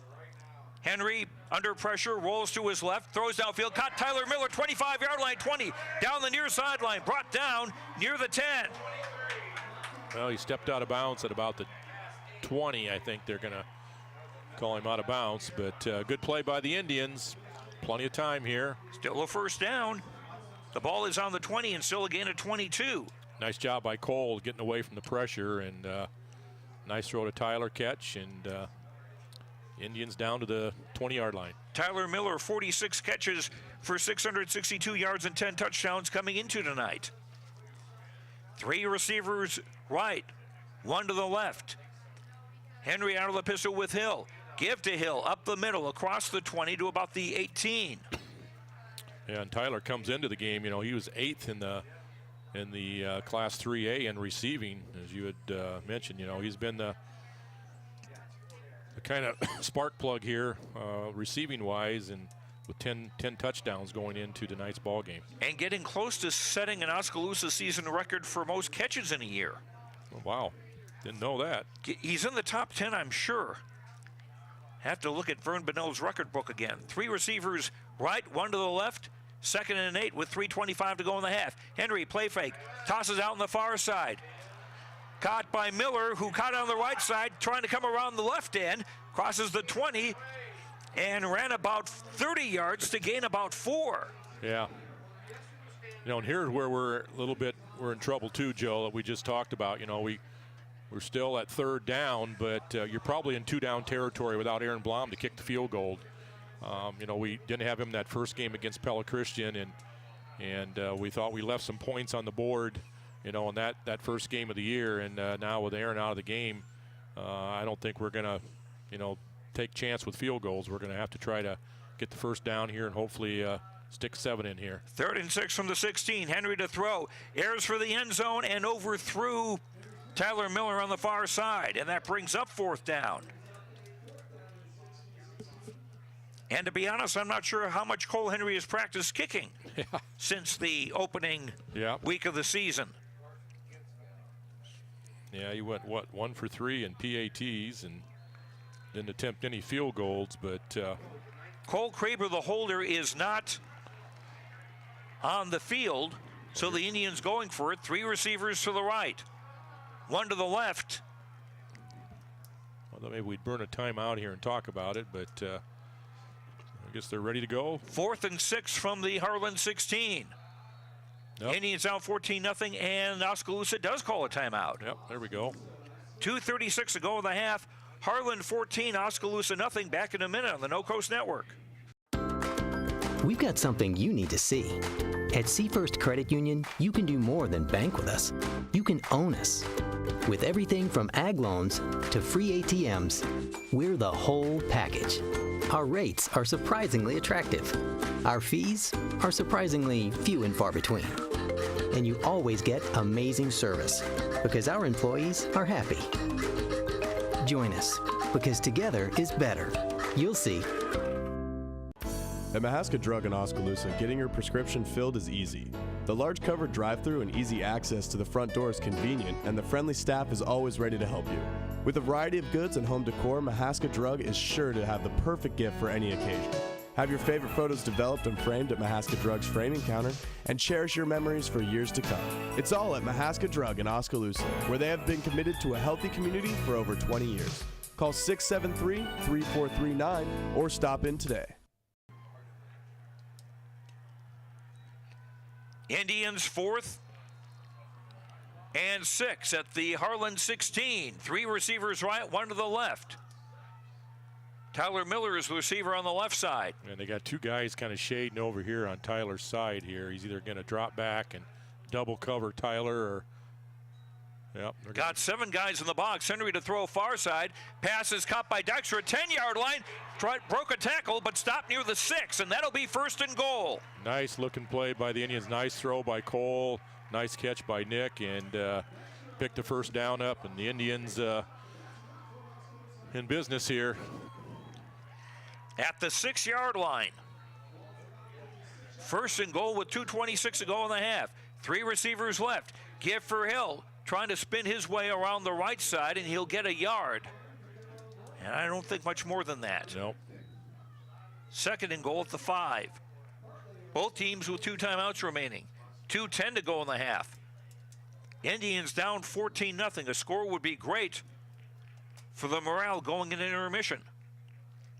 Yeah, nice article about Cole Henry today in the Des Moines Register, and they talked about he's the tallest quarterback starting in the state this year. Here's they're going to get the outside. Toss for Hill trying to get around the left side, and he'll get to the 4. So that's going to set up 3rd and goal after another gain of 1. I don't know if we can run this in, Joe, but I don't know. They got 2 downs here to pick up 4 yards.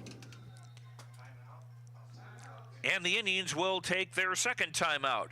Minute 31 to go in the half. Harlan 14, Oskaloosa nothing. Back in a minute on the No Coast Network. Hey, Santa's head elf here, Bernard. Are you hopping aboard the Midwest Central Railroad, North Pole Express in Mount Pleasant, Iowa? They're heading down the tracks to the North Pole to see Santa Claus. Reservations are required to attend. Tickets go on sale November 1st. $25 per person, and kids 18 months and under are free. For more information about the North Pole Express, visit mcrr.org for more details. This is Mike Bobert at Easy Sales and Rental. Stop in and see a full line of appliances by Whirlpool, Maytag, and Amana. TVs by LG and Samsung. Furniture, bedding, and more. We offer outright sales, rent to own, with easy weekly or monthly payment plans, free delivery, free removal of old products, service, and support. Check us out at 113 North 1st Street, Oskaloosa. Call us at 641-673-0358. This is Oskaloosa Indians playoff football on KBOE FM and KMZN AM and FM in Oskaloosa. Joe Lancello with you along with Jay Harms. Oskaloosa 4th. Check that 3rd and goal from the Harlan 4-yard line. Play fake by Henry, rolling to his right, throwing just out of the reach of Nick Dexter on the far side. Now set up 4th and goal.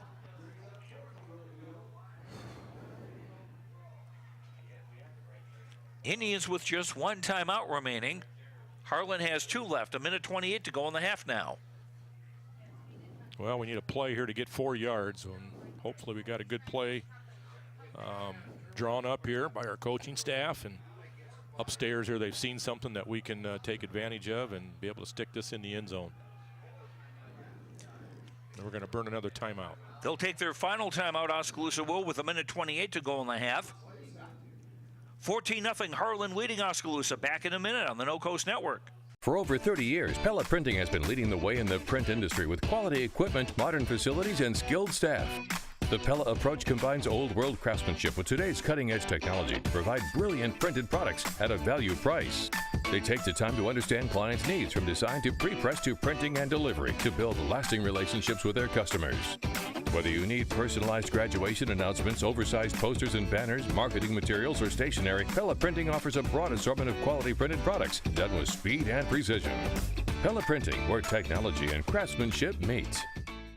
For all your home and business pest management needs, call Certified Pest Control of Oskaloosa. Beth and I offer better prices, better service, same-day responses, and satisfaction guaranteed. We are the only pest control company locally owned and operated. Remember, termites on your property will lead to wood structural damage. So call now for your termite inspection and ask about termite pre-treatment of new construction. We also offer bed bug heat treatments. For seasonal or monthly pest control at the guaranteed lowest prices in the area, call Certified Pest Control, 641-295-0700. We are licensed to kill. 2 receivers left, 2 to the right. Now Tyler Miller going in motion to the far side. Dexter is an H-back on the right side. Henry now moving up under center, and there is a snap to Hill. And Casey faked the handoff, and he'll run untouched into the end zone for a touchdown. Well, you called it, Joe, but it's instead of making the little flip and pass, fake by Casey, and again, something that I'm sure the coaching staff saw up here, and they probably put that in because we've run that play before, and man, we needed that. We were talking off air about a Philly special, which the Indians have used a couple of times this season.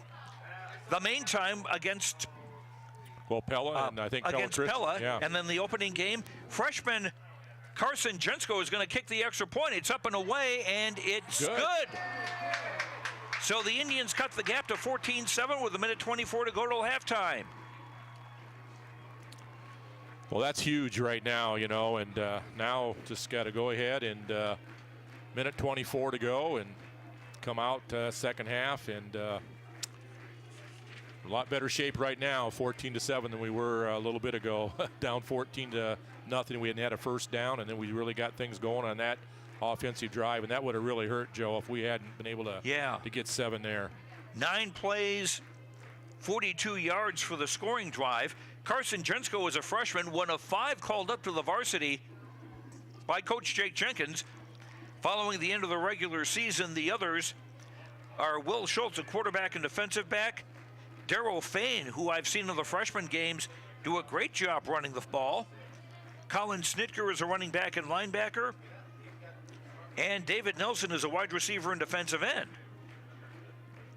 So 5 guys getting some practice time with the varsity, and that's one thing about if you get a good run of the playoffs, you get some extra practice time for all these other kids that can pay off in the future. Yeah, and then here's something right here, too, because usually if Blom's kicking off, the ball's going to go in the end zone. There's not going to be a run back, you know, and now Jensko, we'll see what kind of leg he's got, and there probably will be. They're up at about the 10-yard line thinking that the kick is going to be short, so they're probably going to get, you know, a chance to run it back here. Bolden and Sears are back to receive at their own 10-yard line. Carson Jensko's kick is a line drive, and it will bounce. Stay in. And it goes out of bounds at the 5. And it was at that point where Brett Sears figured, well, let's let it go out of bounds, and it did.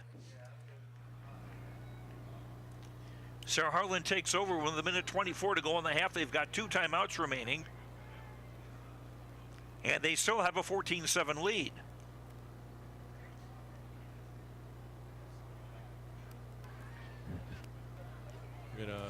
Free kick out of bounds on the kicking team will enforce a 5-yard penalty and re-kick.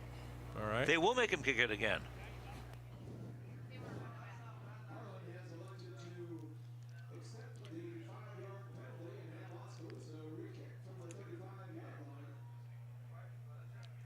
That is an illegal procedure, I think, anyway, when you kick the ball out of bounds.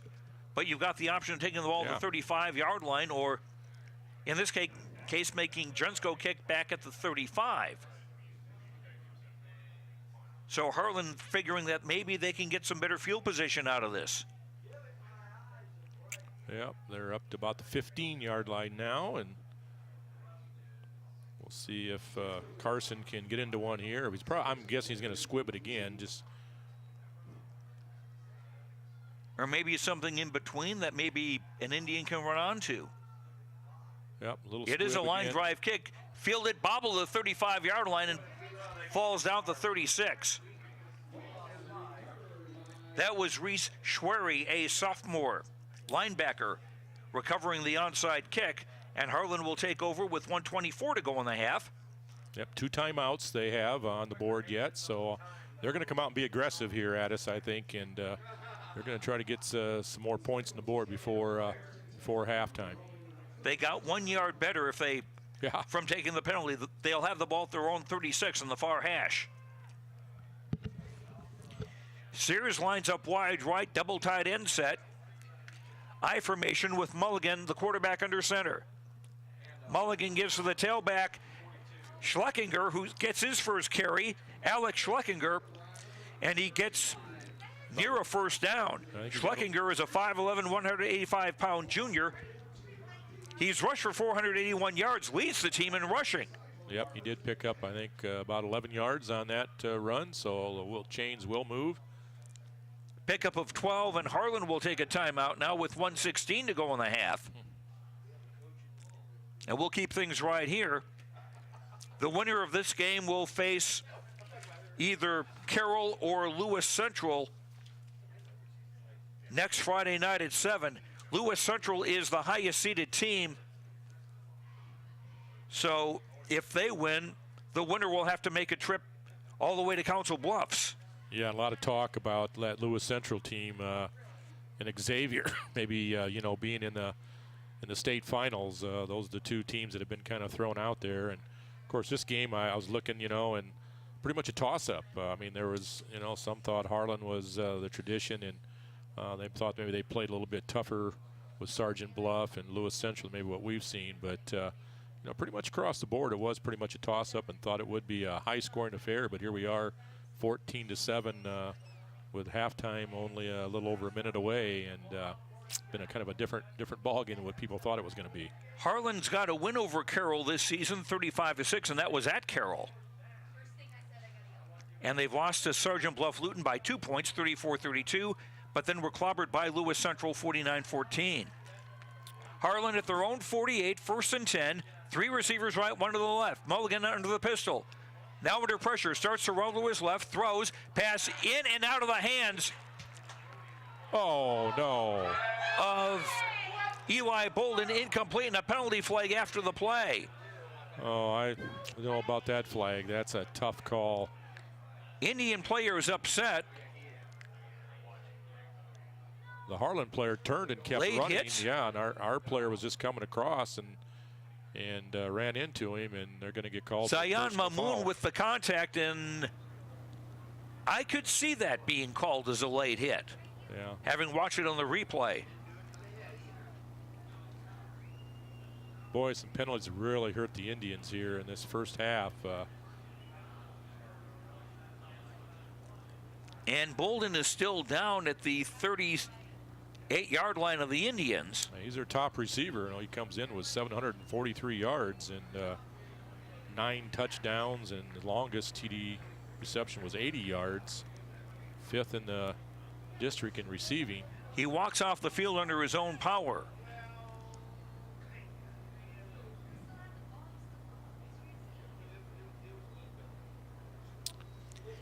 And they will mark the ball 15-yard penalty. The ball will be at Oskaloosa's 37-yard line. Well, 1 timeout left for the Cyclones, and Indians 1:10 to go in the half. 2 receivers wide to either side. Mulligan out of the pistol. Need to get a rush here. Mulligan to throw. Airs it near side. In and out of the hands of Jonathan Monson. Coverage there by linebacker Cole Kraber. 2nd and 10 with 1:06 to go in the half.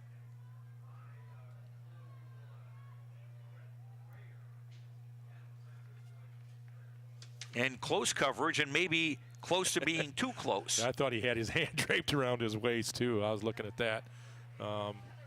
Watch out here for Sears over, split wide to the left.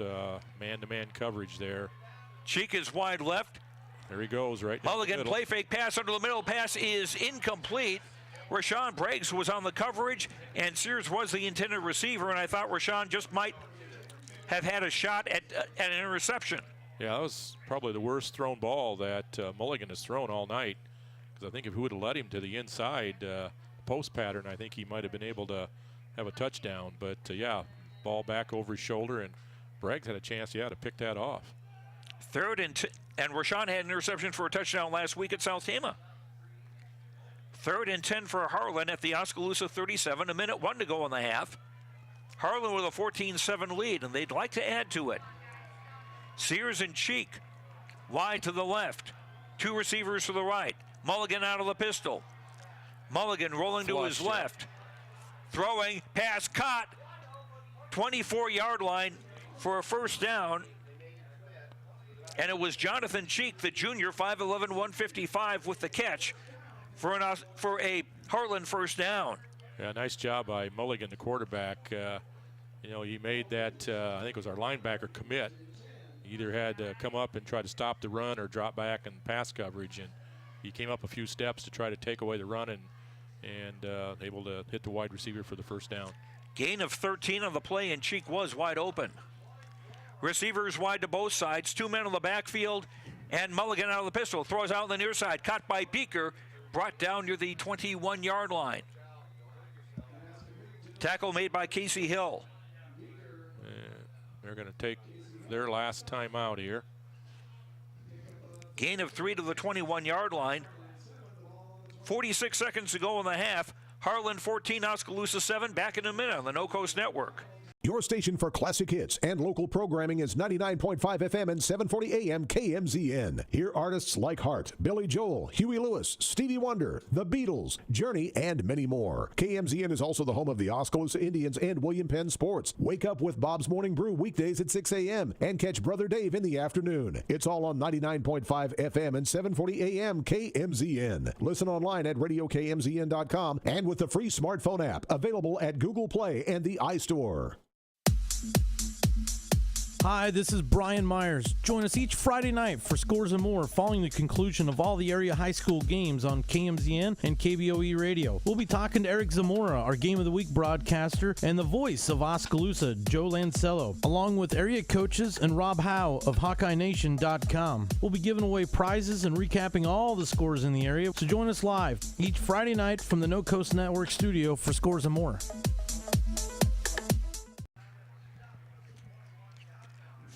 Make that second down and 7 for Harlan at the Oskaloosa 21-yard line. 46 seconds to go in the half. Harlan leading the Indians 14-7. Two receivers wide right, two receivers to the left. Mulligan out of the pistol. With time, throws it out in the flat far side. In and out of the hands. It was a low pass for Cheek, trying to catch a grass cutter, but he wasn't able to quite pull it off. That'll set up third down and 7 with 42 seconds to go in the half. No timeouts left for either team now in the half. Yeah, let's get a sack here, and I think Harlan would be pretty content to maybe let this run out and go in the locker room and come back and try to win this second half. Opening round of the Class 3A playoffs. Sears and Cheek are wide left, two receivers to the right. Mulligan out of the pistol, back to throw. Throws over the middle. And it is caught by a sliding Cheek inside the 5-yard line. Well, they'll probably run up here, and they're going to spike the ball here when the referee sets it. Got to let the chain gang guy get set. Actually, the ball is on the 3-yard line. Gain of 18 on the first down. And spike it he does. 32 seconds to go in the half.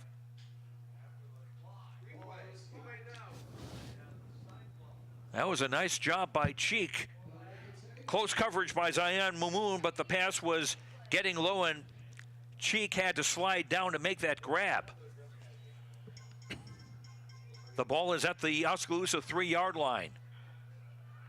32 seconds to go till halftime. Harlan looking to add to a 14-7 lead in this opening round game of the Class 3A playoffs.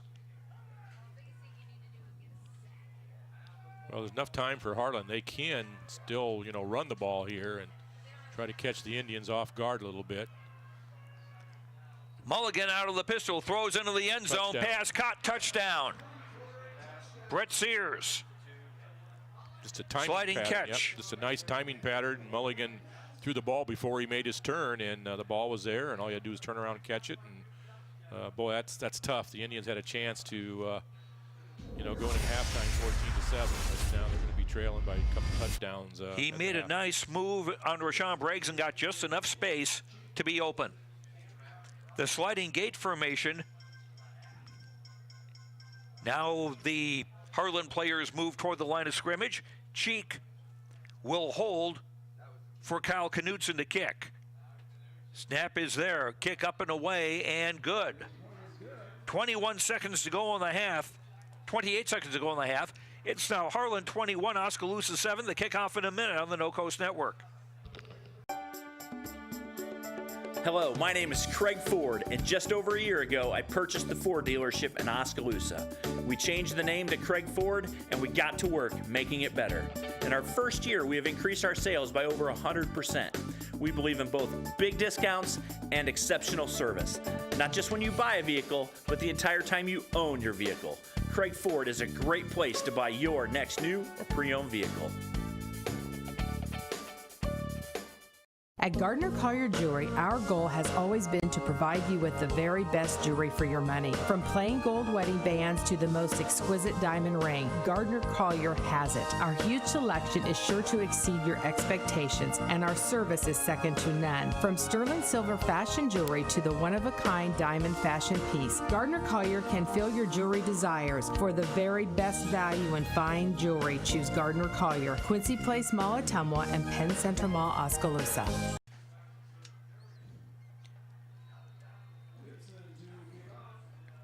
Harlan driving 64 yards, and the kickoff is a squibber fielded at the 31-yard line, and the Indians will just fall on it from there.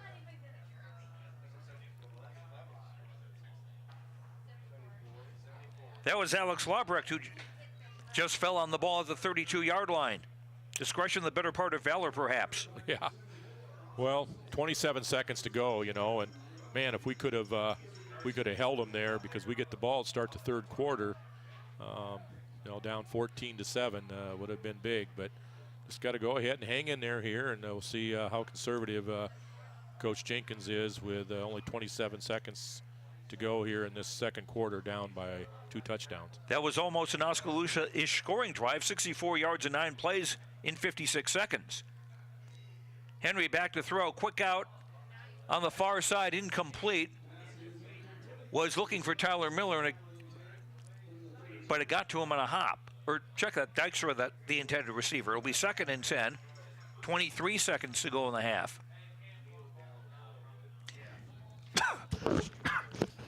Excuse me, Brian Myers will have Scores and More for us following the game on both KBOE FM and KMZN AM and FM on this opening night of the playoffs. 3 receivers right, 1 to the left. 2nd and 10 Indians. Gear for Casey Hill, breaks over the middle and is tripped up, got to the 40-yard line, and Casey pounds the turf because he'd been able to keep his balance. He thinks he'd be able to get a whole lot more. As it was, he got 7 to the 39, makes it 3rd and 3. 6 seconds to go in the half. Yeah, we're just going to let her run here. But the Indians have no timeouts left themselves, and that will be the final play of the first half. And our score at halftime of the opening round, or wait a minute here. We've got equipment issue, I think. Number 53, is that Hunter Else, our center? Yeah, he came off with shoulder pads were sticking out, so I think they did blow it dead, and we might get one more snap here.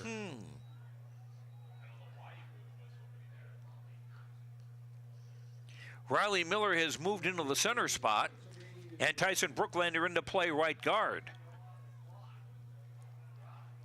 So 2 seconds maybe. I see they got 2 up on the clock. So 3rd and 3 from the 39. 3 receivers to the right. Well, this is probably going to be, we got 3 up. We're probably just going to throw it up. Snap is there. Henry bobbled it. Comes back for it and throws it away. Incomplete. The center snap hit Henry like in his right shoulder pad, and it was out of his reach, and he did well to get it in completion away. We are at halftime now with our score in this Class 3A playoff game, Harlan 21 and Oskaloosa 7. We'll come back and sum up the first half when we return to Oskaloosa in 3 minutes. This is Oskaloosa High Playoff Football on the No Coast Network. My old man never changes. Same old truck, same old pair of boots, same light beer, and the same old koozie. Still loves Mom's pancakes. Then again, who doesn't? Dad sticks with what works. Like how we stuck with Bank Iowa all these years. Their service and rates help keep the farm going strong. And people who care like they do never go out of style. At Bank Iowa, we have a long history of serving the farmers who help Iowa grow. Visit us at bankiowa.bank or your local Bank Iowa location. Member FDIC. Fred's Muffler Shop in Oskaloosa has been a family-owned and operated business for over 55 years and is proud to support our community and the student athletes in it. Fred's Muffler provides their customers with bumper-to-bumper quality work done with hometown dependability and competitive prices. Come see what's new at Fred's Muffler Shop in the brand new showroom located at 1214 A Avenue West in Oskaloosa. Falvey Lumber and Hardware in Eddyville and Albia is dedicated to providing their customers with friendly service. Falvey Lumber and Hardware values your business and has made it their mission to provide reliable products and services with their customer-driven approach. Falvey's courteous professional team is able to support a range of services to meet your requirements. Falvey Lumber and Hardware in Eddyville and Albia. In Eddyville, call 969-4814 or Albia 932-2150. We all need help from time to time, especially during life's health transitions. Whether you're getting back on your feet or looking for a new place to call home, Care Initiatives is here. For over 25 years, we've helped Iowans maintain independence and quality of life. Rehabilitation, skilled nursing, long-term care, hospice care. No matter what life brings, our team of experts are ready. Care Initiatives for life's health transitions.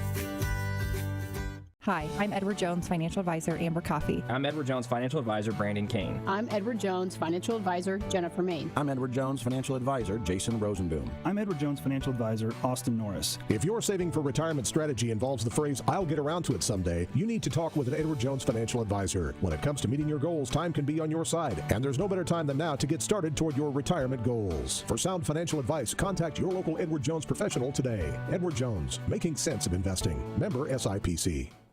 Water is more than just a source of life. We have fun with it, clean with it, grow with it, save lives with it. How water gets to us is rarely ever thought about. But at Clow Valve Company, water is never taken for granted. We design and build some of the most advanced water valves and hydrants in the world from one of the cleanest, greenest, and safest facilities in the United States. Clow Valve Company, it's more.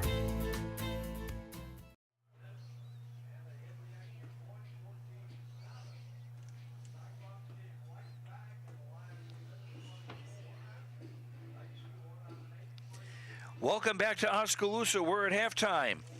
And the Oskaloosa Indians in an unusual position for them this season. They are trailing the Harlan Cyclones 21-7 at intermission. Jay Harms is with me now, and I'll run down the first half scoring for you. In the opening quarter, Harlan recovered an Oskaloosa fumble at the Indians' 23-yard line, and 3 plays later, they get a touchdown, with tailback Brendan Bartley scoring on a 17-yard run. The extra point by Kyle Knutson was good to make it 7-0 in favor of the Indians.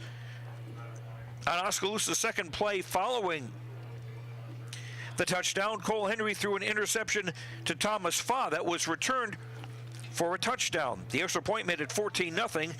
So 2 scores within 20 seconds by Harlan gave the Cyclones a 14-0 lead. That was the score at the end of the first quarter. Into the second quarter, the Indians would get on the board. Nick Dykers with an interception. That gave the Indians the ball at the Harlan 42-yard line. And 9 plays later, they would score on an offshoot of the Philly special, where Cole Henry moved up to the line of scrimmage and then moved to the left as though he were telling his offensive line something. The ball was snapped to Tyler Miller, and Tyler, rather than throw the ball, just tossed it to Casey Hill, who had all the room in the world to score on a 4-yard touchdown run. The extra point kick by Carson Jensko was good to make it 14-7 with 1:24 to go in the half. I'll tell you why Jensko was doing the kicking in a second. On the ensuing kickoff, Harlan would drive 64 yards in 9 plays, a 3-yard pass from Preston Mulligan to Brett Sears. The extra point was good to make it 21-7 with 28 seconds to go in the half, and that's where we are right now. The reason Carson Jensko is doing the kicking is because Aaron Blom was called for a personal foul and an ejection on what was considered a late hit. And that takes a lot out of the Indians, not just as a linebacker and as a slot receiver where Aaron plays, but also definitely the kicking game. He's considered one of the best in the state. So a real loss and a tough spot for freshman Carson Jensko to come in. But he made his first extra point, and we'll see what happens as we go to the second half. The Indians set to, set to receive the second half kickoff, and they've got to get some points, trailing 21-7. Yeah, we just got to find a way to offensively, get in sync and start moving the chains and keeping the ball away from Harlan.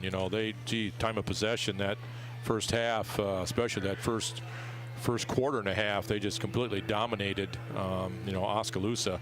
And I think, they're winning the offensive line, defensive line, and we did see at times the Indians did get some pressure on Mulligan, the Harlan quarterback, and give him time. He can do a lot of things. He's got some good receivers out there, throws a nice ball. And, we thought going in this game, people projected a high-scoring affair with a lot of passes being attempted, and what we've seen then, so far is not a high-scoring affair, at least for the Oskaloosa Indians yet, with only 7 on the board. They come in averaging a little over 20 points a game, and Harlan comes in. Oskaloosa averaging 40 points a game, and Harlan 36 points a game, and the Indians sit here with 7 in the first half. So, yeah, offensively, we just got to be able to start controlling some things, and hopefully the coaching staff, get the kids settled down, and they'll come back. And the game's not over. We're only down 2 touchdowns, so a lot of game left yet. So hopefully our kids come back this second half and really come out and play a really good second half. We had some penalties that hurt us in that first half, and some mistakes as well. So hopefully we can clean things up and get things going this second half. Looking at Oskaloosa statistics, Cole Henry 6 of 15 for 51 yards with 1 interception. Tyler Miller has 3 catches for 29 yards. Nick Dykstra at 2 for 21. Nick also with an interception. Casey Hill has rushed 10 times for 33 yards and 1 touchdown. Cole Henry sacked once for 9 yards, and Tyler Miller 1 carry for -1. Don't have the Harlan numbers put together yet, but definitely they had the control of the ball. In the first quarter alone, Oskaloosa had 6 plays plus a punt, and 2 of those plays were turnovers. And it's tough to score when you don't have the ball. Right, and you read those stats. Wow, that just shocks you when you have, the skilled people that we have, and, Casey with 33 yards, and, Cole probably, his worst statistics so far at halftime, throwing the ball. So, yeah, it's just one of those things, and hopefully the kids come back this second half and, play knowing that, hey, you got 1 half to go. It's either we get to go on and play again, or, we put the football gear away and the season's over. This is the situation the Indians wanted to be in. Not only having a playoff game, but having a home playoff game, and they've got to take advantage of it. At halftime, it's Harlan 21, Oskaloosa 7. We'll come back to Oskaloosa in 3 minutes on the No Coast Network. Hi, my name is Tony Irwin with Gatton Realty. And like the offensive line of the Oskaloosa Indians, Tucker Irwin, Alex Laubrecht, Hunter Els, Riley Miller, and Colton Butler, we're here to open the way for you in your housing needs. Let me pave the way for you to get into your new home and also guide you to the right way of buying a new home. Please give me a call at 641-455-4465 or stop by 1207 A Avenue East and visit with me. Thank you. Go Indians! Oskaloosa Vision Center's hometown doctors have strong roots in Oskaloosa and are dedicated to serving the community. We use state-of-the-art equipment to provide high-quality, professional eye care through comprehensive eye exams, medical care for eye infection and disease treatment, as well as emergency aid and pre- and post-operative care. With our large variety of prescription glasses, sunglasses, and contact lenses, we strive to meet the needs of all patients, from newborn to adult. Oskaloosa Vision Center. Come see us today. My name is Luke Harris, and I'm proud to be a local farmer. Partnering with Flight and State Bank helps me in my farming enterprise to make sound day-to-day decisions from a financial perspective because they provide the financial stability and advice that I need to run my business the way it needs to be ran.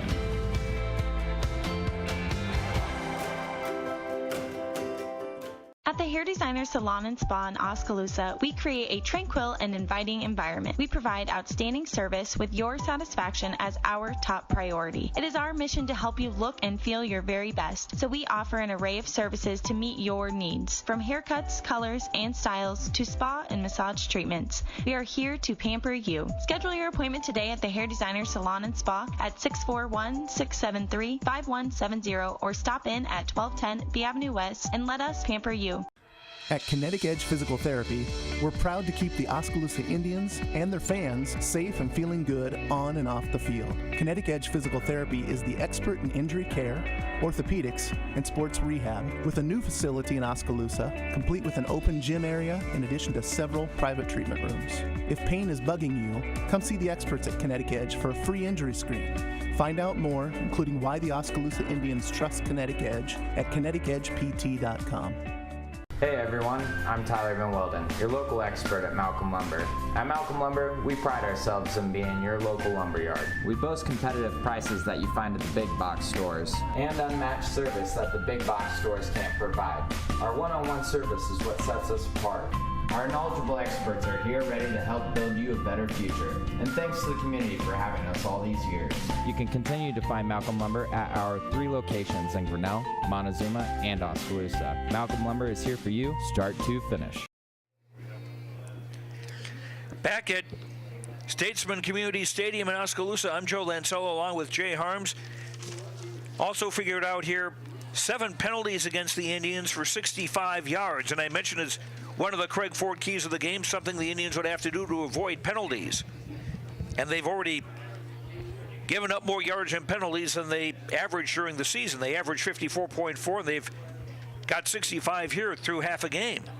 And it doesn't look like Harlan is having any, not jet lag, but bus lag, certainly, after their 2-hour and 40-minute trip to Oskaloosa.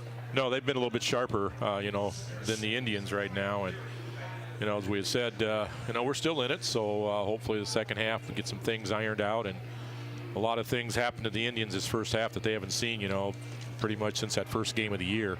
So I've been ready to see how they bounce back and how they react to being down by 2 touchdowns here at halftime, because they haven't been in that situation. Other games tonight in Class 3A. The winner of this game will face the winner of Carroll at Lewis Central. No word on that game yet. Pella is at defending state champions Cedar Rapids Xavier, I should put it that way. Clear Creek Amana is at Decorah. In Class 2A, PCM is hosting Kemper Catholic, and Williamsburg is hosting West Marshall. In Class A, Linville Sully at Hudson, and BGM at Edgewood Colesburg. Yeah, Joe, you were talking about these matchups in 3A, and I've been reading that there's some people that really say that the top teams in Class 3A could probably go and compete with some of those 4A schools in the playoffs. So they think that this is a really tough class, and we're seeing a 7-2 Harlan team come in here and first half just pretty much dominated Oskaloosa in every phase of the game. So yeah, it's a tough class, and we're seeing that tonight by this Harlan team. Hey, I do want to take time here to make a shout out to our 2 cross-country people running at state tomorrow. Carter Heiser for the boys and Lauren Kuhn running for the girls, and best of luck to those 2 runners as they compete at the state cross-country meet at Fort Dodge. And also thanks to the Oskaloosa Booster and Club and Kevin Lowry, Hy-Vee for the meal that they served out here. Tailgate, I went down. I don't know if you made it or not, Joe, but I had a great steak sandwich, and they sold out very quickly. I was talking to Kevin. He was up at 4 o'clock this morning cooking, getting ready, and putting some loin on and so forth. But yeah, they had a great turnout for that as well. So hopefully those people now can sit back in their seats and see a lot better performance here by the Indians in the second half. Don't want to give anybody indigestion. That's correct, but boy, it was a good meal, and they've done that throughout the course of the season out here, and tailgating, and just a nice setting, and very nice to be able to do that by our booster club. Pella Christian has a game tonight on the road, and I neglected to print out their schedule. They would be in Class 1A as opposed to Class A, if I remember correctly. We do have a couple of scores in. Hudson is leading Linville-Sully in the middle of the third quarter. New London is ahead of Gladbrook-Rhinebeck 40-12 in the third quarter. West Liberty leads Cheriton 22-3 early third. PCM has a 28-0 advantage over Kemper Catholic at halftime. PCM, the top seed in Class 2A. The Iowa High School Athletic Association needs your help to add registered sports officials in the 2018-19 school year. Officials are needed at all levels in all IHS AA sanctioned sports. Officiating allows you to stay close to the game while serving as a community leader in action. And in Iowa, high school and junior high games can't take place without them. Visit IAHSAA.org or highschoolofficials.com for more information. Help the IHSAA add one today. Indians will receive the second half kickoff. Norwalk is leading Spencer 20-17 at halftime. Little bit of a surprise there. Game in Norwalk. They are the 15th ranked team in the Class 3A RPI, while Spencer is 11th. Cedar Rapids Xavier leading Pella 7-0 early in the fourth quarter. That game moving very quickly. Wow. That's a good draw for Norwalk. Spencer, with the RPI, what'd you say, 11 and 15 going against each other. And we have here, what, 7 and, what'd you say, 10? Yes. 7 and 10 playing, so. And the winner would play, most likely, if the seeding holds up, number 2. Which would be Lewis Central out of Council Bluffs. So both teams got through their warm-ups here at halftime, and we're about 30 seconds away to kick her off here in the second half. 21-7, Harlan in the lead. They took advantage of a couple of turnovers after recovering a fumble. 3 plays later, scoring a touchdown, and then scoring directly off an interception by Thomas Fa. Those two scores 20 seconds apart, what separate the two teams. So the Indians will come out to receive here, and I think just looking through our roster, I think we got it right around like 16 seniors on this year's squad, and I'm sure that these kids they don't want to see it in this way. So we got 2 quarters to play, and so hopefully we can clean things up and have a good second half here. Tyler Miller and Casey Hill back to receive at their own 5-yard line, as senior Kyle Knutson will kick it off for the Harlan Cyclones from right to left.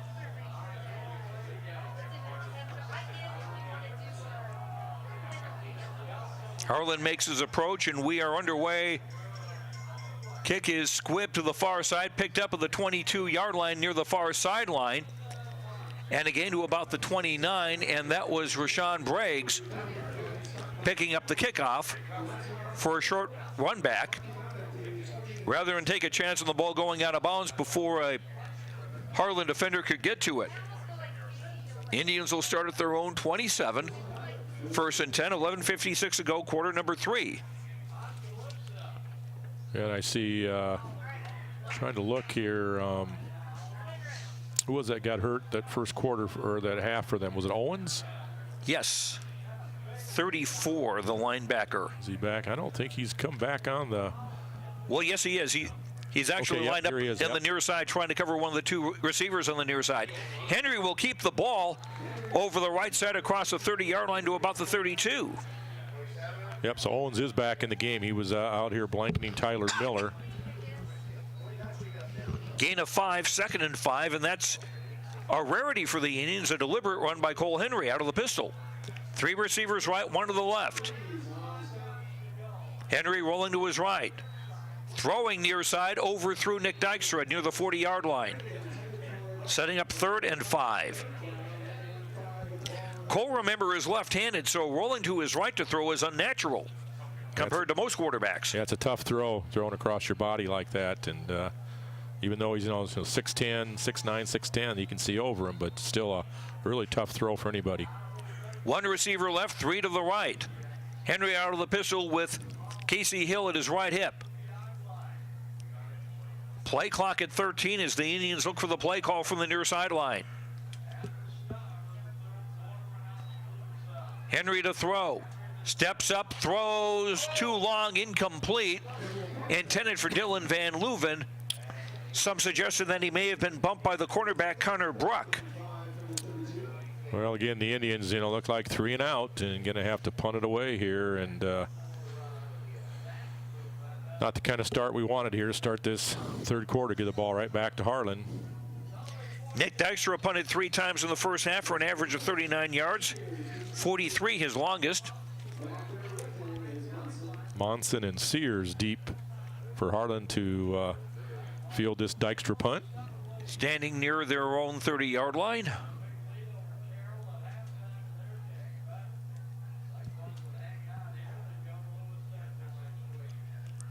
Snap is there, and Dykstra gets the kick away. It's high, not deep. Sears calls for a fair catch at the 37-yard line. So no return on a 31-yard punt. Harlan with their first possession with 11:16 to go in the third quarter and a 21-7 lead. They'll start at their own 37.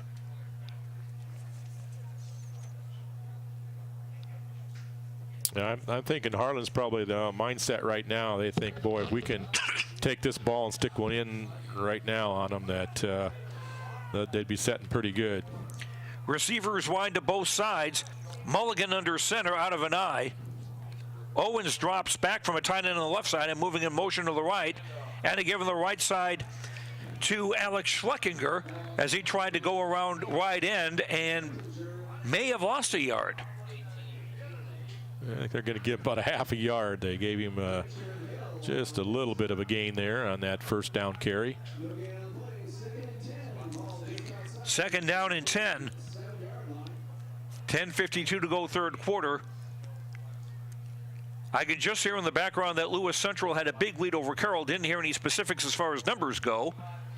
Remember, we'll have all that information. Brian Myers will have it with scores and more following our game. Monson comes in motion toward the near side, toss to the left side, cross the 40 to the 45 to the 46. Brendan Bartley with the carry, but he'll be a yard short of a first down. Yeah, that's been a good play for him all night. When they needed some yardage, they run that play, and they got some big chunks of yards on the Indians all night, and a big gain there, and gives them third and short now. Third and a long 2. Xavier is leading Pella 14-0 with 8:05 to go in the fourth quarter. Cedar Rapids Xavier, the defending state 3A champions. Receiver wide right, 2 tight ends.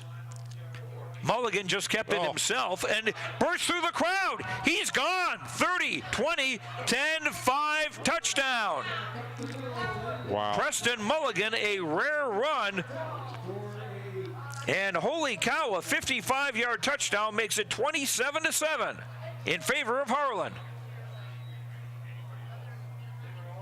Well, that'll shatter his longest touchdown run of the year was 8 yards. And he just took care of that one on a quarterback keeper just trying to pick up the first down. And, boy, once he burst through there was nobody there to lay a hand on him. 3 plays, 63 yards. Took a minute 28.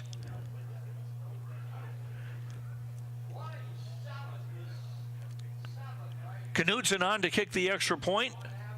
Cheek to hold.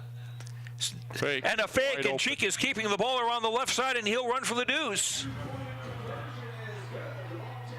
Jonathan Cheek runs for the 2-point conversion to make it 29-7 in favor of Harlan. 9:48 to go in the third quarter. We'll have the kickoff in 1 minute. This is Oskaloosa Playoff Football on the No Coast Network. If you think there's room for improvement in your investment game plan, or that maybe you should send in some new plays, take a time out and talk to an experienced investment professional. I'm Bob Auld of Robert Auld Investments, an investment advisor with over 31 years of experience in Oskaloosa and Southern Iowa. Let me help you find some new strategies. Call 673-9448 or 1-800-444-AULD. Robert Auld is a registered representative offering securities and investment advisory services through SagePoint Financial Inc., member Member FINRA and SIPC. Mahaska County taxpayers are frustrated by tax dollars being spent irresponsibly on lawsuits. I am Scott Van Veldhuizen, and I believe county supervisors need to be responsible for ensuring local government works together for the common good of everyone. Forcing decisions through the courts causes division. I will build strong working relationships and make sure we move forward by listening to each other, investigating concerns, and finding solutions as a community. Vote for me on November 6th. Paid for by Scott J. Van Veldhuizen for Mahaska County Supervisor. Lewis Central is leading Carroll 31-0 midway through the third quarter. And while the score in the BGM game, the kickoff is again a squibber, and it's down at the 31-yard line by lineman Alex Lobrecht. Yep, the second one of the night, I think, that he's fallen on. And they definitely don't want to kick the ball deep to Casey or to Tyler, but again, right around the 30-yard line and 31, I guess. And minute 28 on the drive. The scoring drive, that is, for Harlan. 3 plays, 63 yards. Quarterback Preston Mulligan with his 5th touchdown run of the year. And the Indians now with work to do. Wilton leads Pella Christian 14-10 early third quarter. Edgewood all over BGM 38-7 midway through the third. Here it's 29-7, Harlan leading Oskaloosa. 3 receivers right. They were showing blitz. Henry back to throw, airs it out, pass overthrown and intercepted. Yep. Tipped and intercepted. Casey Hill tipped it into the hands of Connor Bruck. Second interception by thrown by Connor Henry tonight. Hill got his left hand on it, but Bruck following up made the pick. Yeah, another Harlan player down. You know, Cole kind of threw off his back foot a little bit, and the ball floated just a little bit, and Casey did get a hand up on it, but couldn't corral it to bring it in. And tip ball, that's the easiest to intercept, and Harlan's back in business again here, up 29-7. They've got the ball at the Oskaloosa 43-yard line. Alan Freeze, their defensive end, now jogs off the field under his own power. Freeze with 9 sacks on the season and a couple of fumble recoveries for the junior. He's been a really big player for them this year.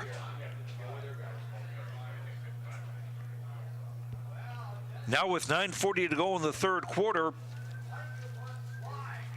Harlan looking to take advantage of another Oskaloosa turnover. Receivers wide to both sides, out of the eye, and a give to the fullback, Casey Beaker. He'll pick up yardage short of the 40-yard line.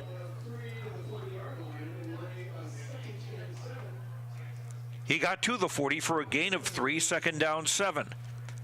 Now if you're Oskaloosa, you try to gamble these kind of things, trying to strip the ball. Yeah, they got to find some way to get the ball back here. Somebody's got to make a play defensively and see what Harlan does. Are they going to continue to be aggressive and try to, go right here and go for the kill, or are they going to start running some clock? Mulligan out of the pistol, throws to the right, penalty flag down. Sears makes the catch at the 38-yard line, but again, we've got a penalty flag on the near side of the field. Linville-Sully closing in on Hudson. The score now Hudson 38, Linville-Sully 16 midway through the third quarter. Yeah, we had good pressure that time. Tommy Kuhn came in and hit Mulligan just as he threw the ball. And see what the penalty. It is going to be against holding on the offense. 10-yard penalty from the spot of the flag.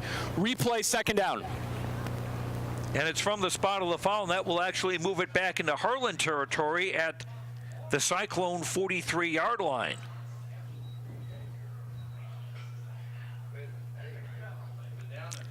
So that'll make it 2nd and 24 for Harlan. They've got to get to the Oskaloosa 33 for a first down.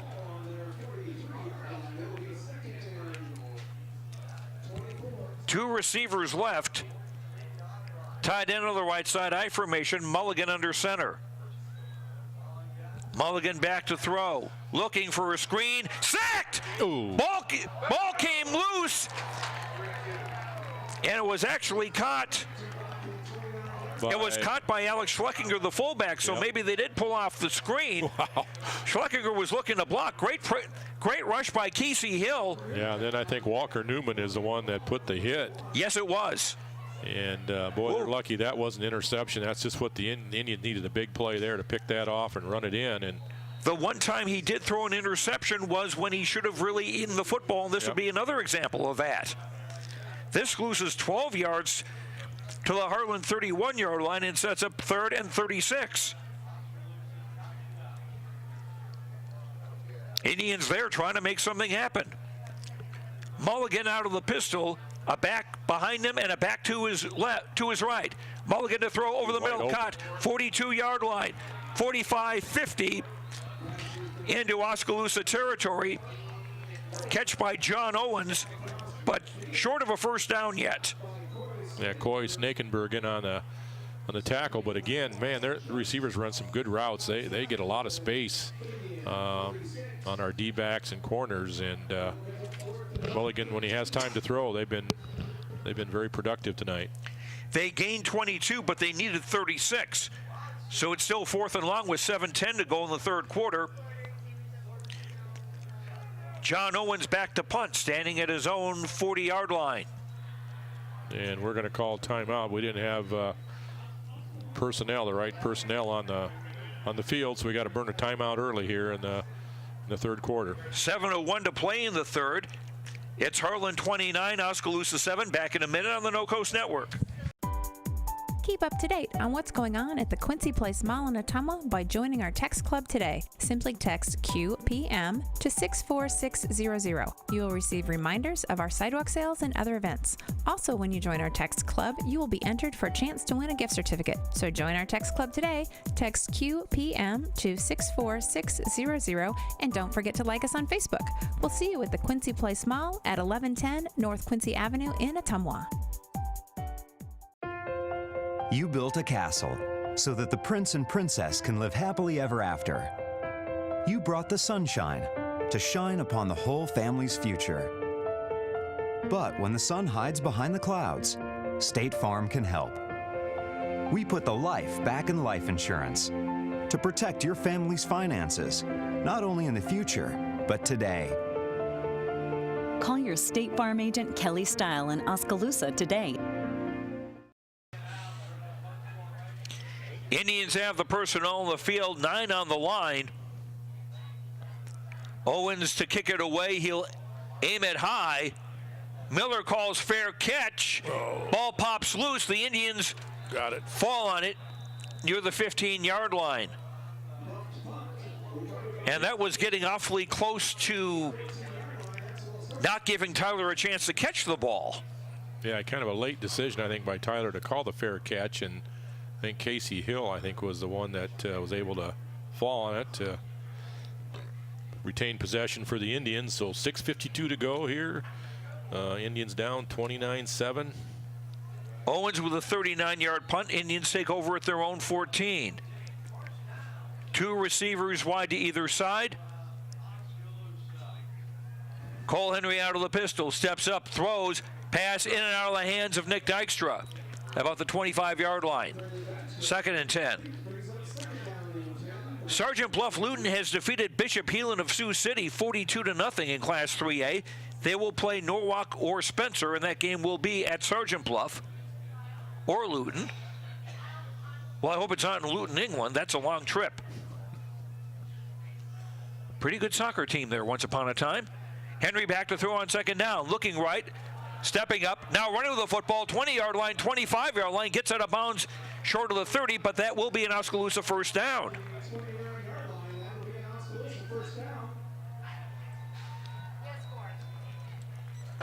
Second time that Cole has been able to run and get some pretty good yardage out of it. He picked up 15 that time. 1st and 10 Indians from their own 29. 3 receivers left, 1 to the right. Henry out of the pistol. Cole looking left. Throwing, pass caught, and just across the 30-yard line for a short gain Dylan Van Leuven with the grab. He was hit by Owens and linebacker Alex Schleckinger. I think it was Dykstra that did make the catch, Joe. I think it was 18 over there. I think. Okay, I thought I saw 89. I think it was Nick that caught that ball. Short gain, but again, we're in a situation now where we're going to have to throw almost every down, and Henry under pressure and sacked back of the 25-yard line. I was just going to say, Harlan's just going to start really coming after us, and there's a big sack there, so now we're going to be sitting at 3rd and long. Alan Freeze coming in from his defensive end spot, and actually, check that, Jake McLaughlin got there first. McLaughlin with 8 sacks in the season coming into tonight. Ball back to the 25-yard line after a loss of 7. 3rd and 14. Henry to throw. Screen. Caught by Hill. 25-yard line and lost his footing after a short gain, and the Indians will have to punt it again with 5:29 to go in the 3rd.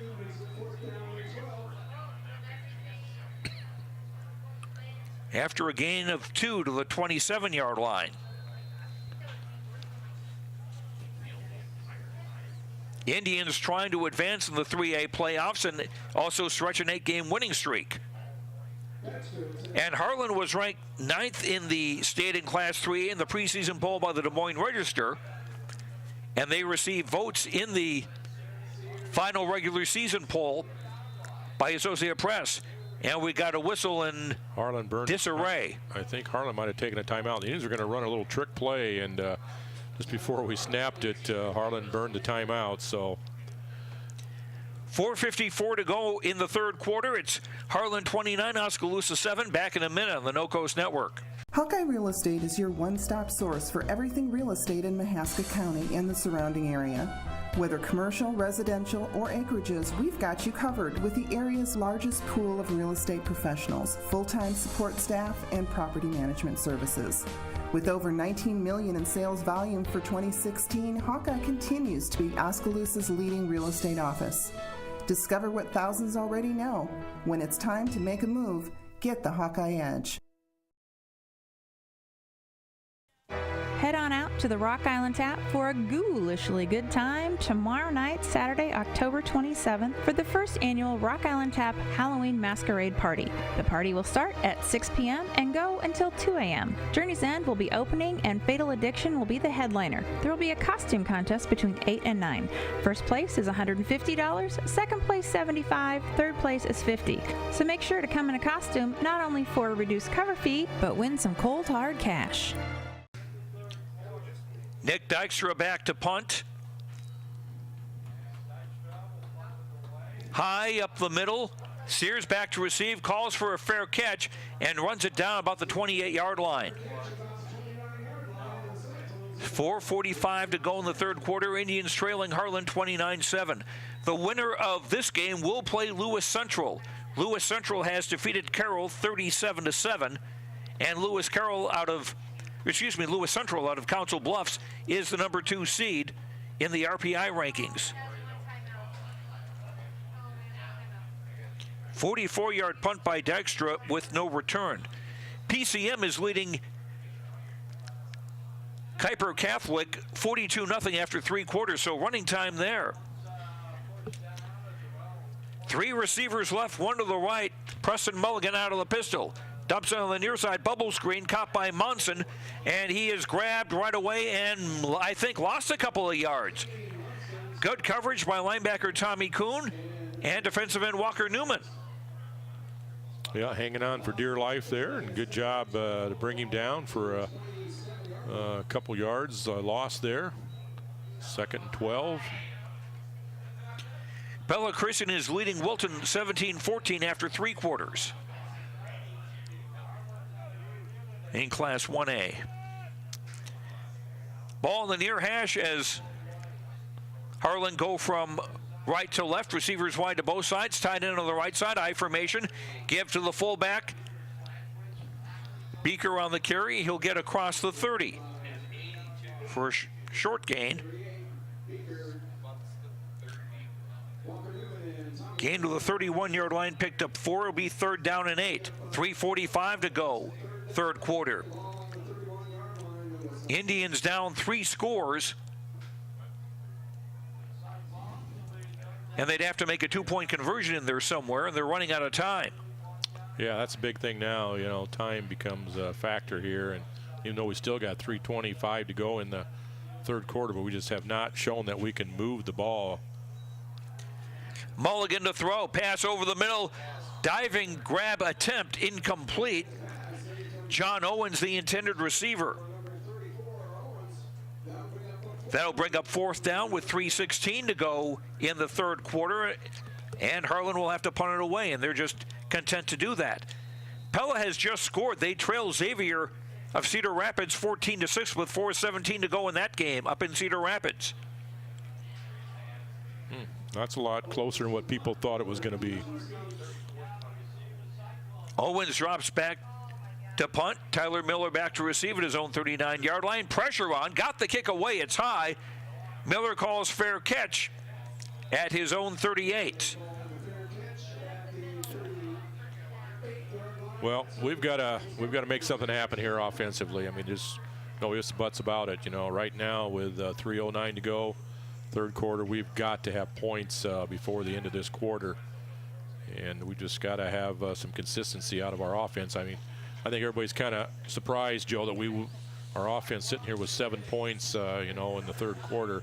How explosive that we've been throughout the course of the season. 3 turnovers have hurt. One that was directly returned for a score.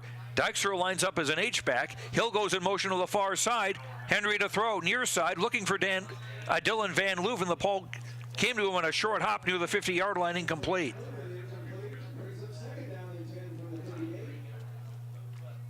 That's a long throw to make, you know, by Cole, and he bounced it to, just was not in sync again. You know, the route that Dylan ran and then the throw by Cole just was not on the same page there. Schultz and Miller line up wide left. They try the same play again, it looked like, and again it was out of Van Leuven's reach. Incomplete, sets up 3rd and 10. Yeah, so we got, you know, we've run 2 plays, no yards, and they got us 3rd and long here again. So another big 3rd down, hopefully conversion that the Indians can make here. Otherwise, we're going to have to punt it away again.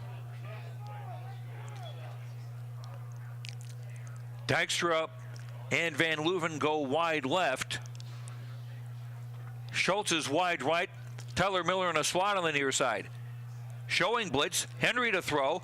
Long far side. Too long for Dylan Van Leuven again. And that's 3 and out again for the Indians with 2:58 to go in the third quarter. Well, Dykstra back to punt again. Nick's getting the workout into the night, punting the football. Not that we wanted. He's punted 5 times. His longest has been 44. That was his last kick. Sears back to receive at his own 22-yard line. Snap is back. Dykstra took a fake step and the kick was blocked. Ball running near the 50-yard line where it will be downed. Yeah, he took an extra step in there, and you know, Harlan hasn't been rushing hard. They just have 2 guys, and he took that step up and just was a little bit too close, and the Harlan guy able to get a hand on it and block it, and Harlan will take over in Oskaloosa territory. I think that'll go as a 10-yard punt as the ball is on the Oskaloosa 48-yard line with 2:48 to go in the third quarter. And Harlan leading 29-7 in this opening round game of the Class 3A high school football playoffs.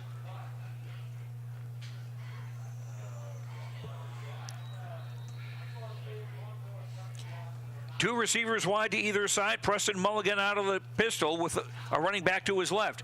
Mulligan will keep the football, pass one man, but tripped up as he crossed the 45-yard line.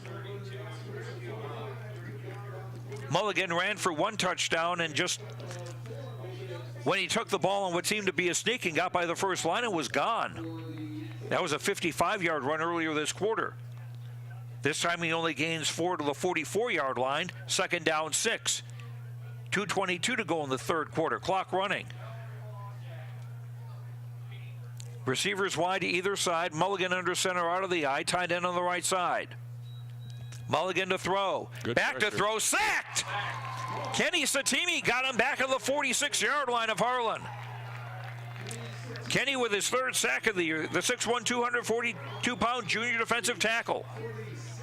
And he got through very easily. Yeah. I don't know if there was a missed assignment there or not, but almost came in untouched and able to pull Mulligan down for a big loss. Loss of 9 back to the Harlan 47-yard line. Sets up 3rd and 15.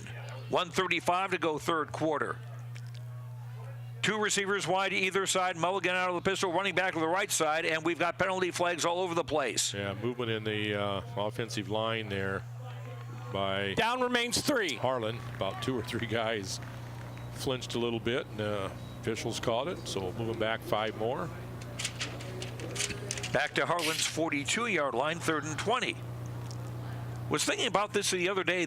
Football is the only sport, I think, where you can say, he made me, a defensive lineman pointing to an offensive lineman, and actually get away with it. Yeah. Doesn't work with your kids.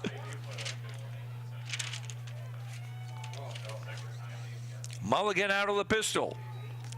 With time, throws to the near side, incomplete, looking for Jonathan Cheek. Coverage by linebacker Tommy Kuhn. That'll set up 4th and 20, and Harlan to punt it away with 1:10 to go in quarter number 3.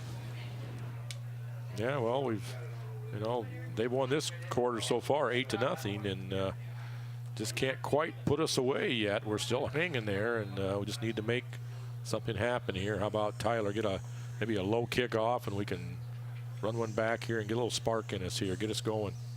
Owens dropping back to punt. Tyler Miller back at his own 25-yard line to receive.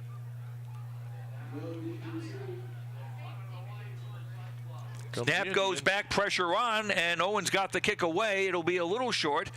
Ooh, good bounce. But, it did take a good Harlan bounce, and the ball will die at about the 22-yard line. Yeah, good pressure. Indians were coming on that punt, and you got it away. And not the greatest bump, then got a good Harlan bounce, and Osco take over, about the 20 of their own 22-yard line here, down 29-7 here with 57 seconds to go in the third quarter. 36-yard punt by John Owens.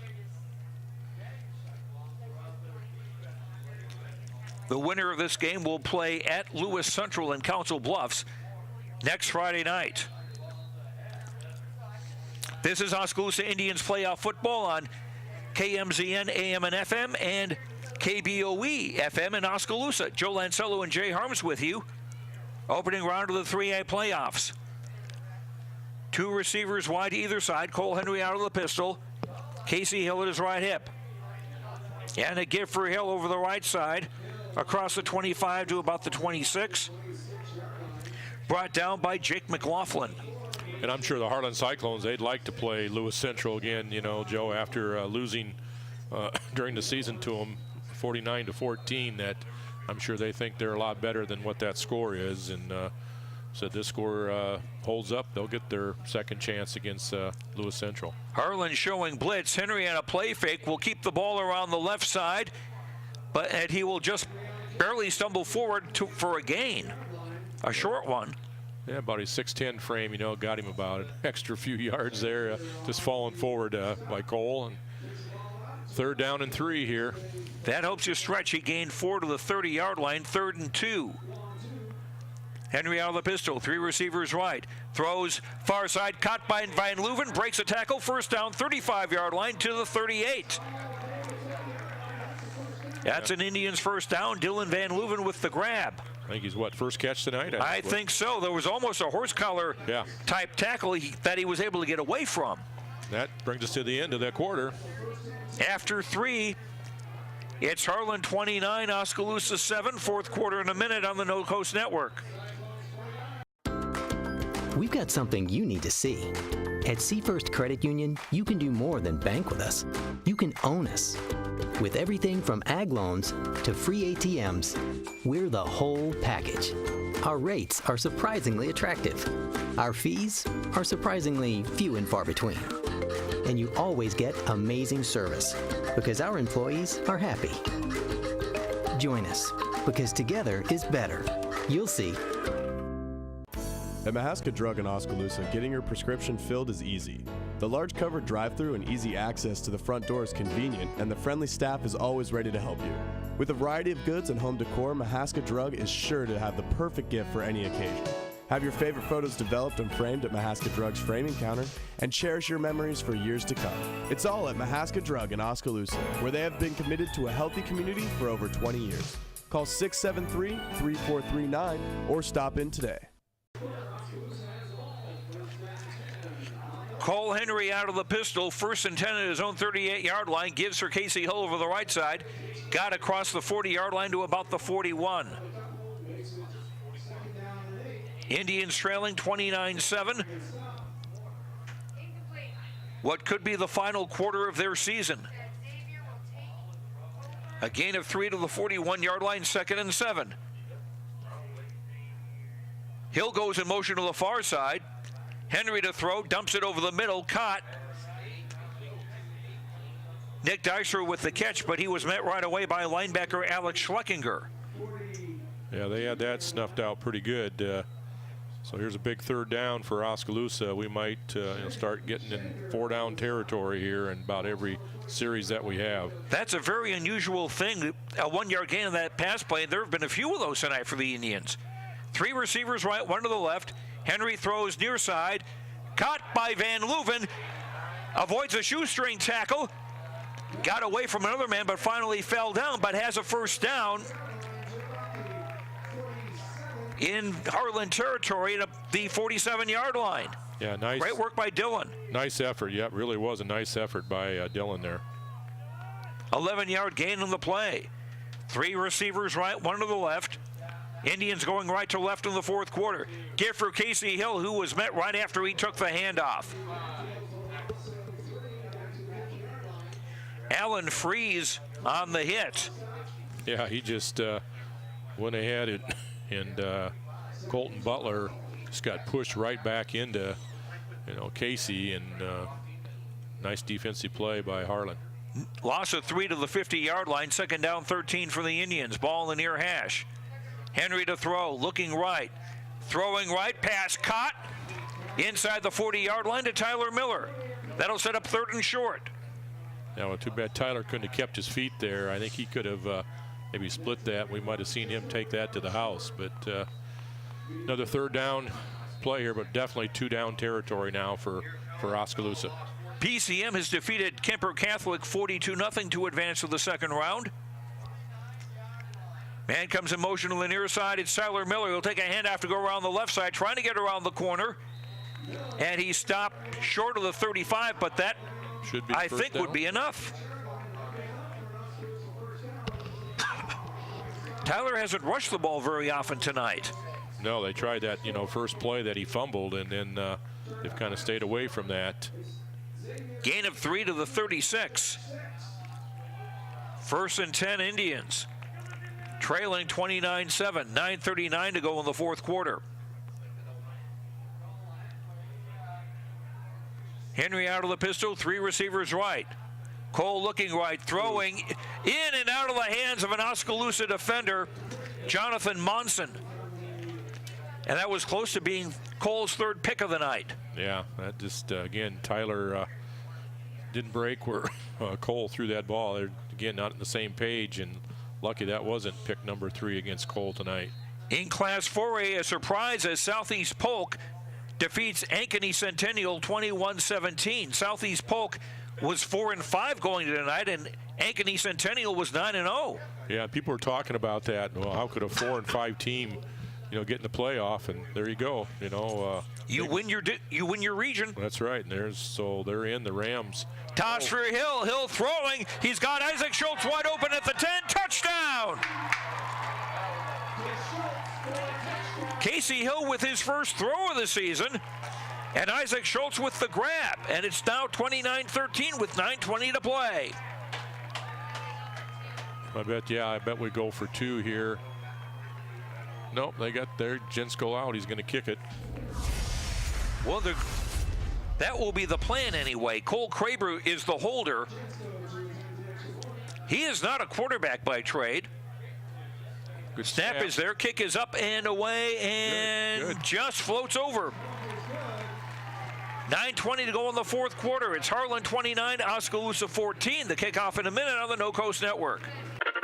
Hey, Santa's Ed Elf here, Bernard. Are you hopping aboard the Midwest Central Railroad, North Pole Express in Mount Pleasant, Iowa? They're heading down the tracks to the North Pole to see Santa Claus. Reservations are required to attend. Tickets go on sale November 1st.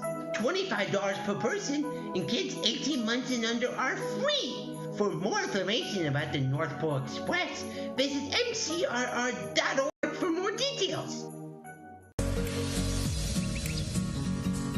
This is Mike Bobert at Easy Sales and Rental. Stop in and see a full line of appliances by Whirlpool, Maytag, and Amana. TVs by LG and Samsung. Furniture, bedding, and more. We offer outright sales, rent to own with easy weekly or monthly payment plans, free delivery, free removal of old products, service, and support. Check us out at 113 North 1st Street, Oskaloosa. Call us at 641-673-0358.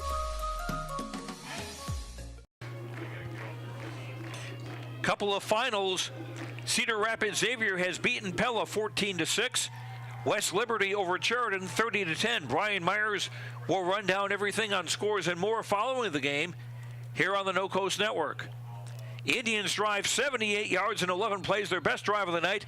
Casey Hill throwing to Isaac Schultz for a 36-yard touchdown. And now, is it too early to think about an onside kick? We got a different kicker in there, too. That is another factor. He does kick it onside, and the ball was recovered briefly, but the Indians get it.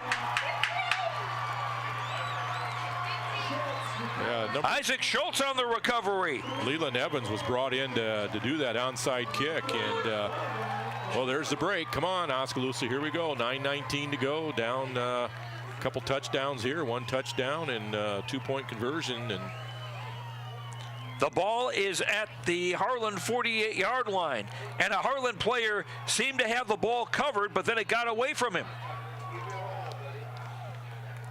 3 receivers right, 1 to the left.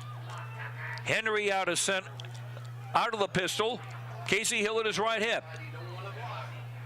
Indians with momentum on their side now. Henry to throw. Looking near side, looking long, looking for Schultz, incomplete. Coverage on the play by Connor Brook, who's got an interception tonight. Was there a penalty flag? Yes, there is. Yeah, there is. Pass interference, defense, 15-yard penalty from the previous spot. First down. Penalty is on Harlan. Pass interference is the call. Well, our offensive line's got to do a job now, because we've got to be able to throw the ball here to get some quick scores. And Harlan's going to be coming after Cole. 15-yard penalty puts the ball at the Harlan 33-yard line. 7 men in the box. Now 1 drops back. Schultz is wide left. 3 receivers for the right. Henry from the pistol. Hill goes in motion on the far side now. Toss it to Hill, far side, and is hit right away and brought down to the 41-yard line. Linebacker John Owens on the hit. Yeah, he wrapped him up good there. He read that quick little flare pass out to Casey, and clock running here. We're down to 8:55. Down a couple scores. Loss of 6, second down and 16. The Indians have run that play and run it very well this year. Harlan coaching staff obviously doing their job. Looking at the tape, Henry rolling left, throwing, pass is caught. Did he have his feet in bounds? Catch. Inside the 30-yard line, Isaac Schultz.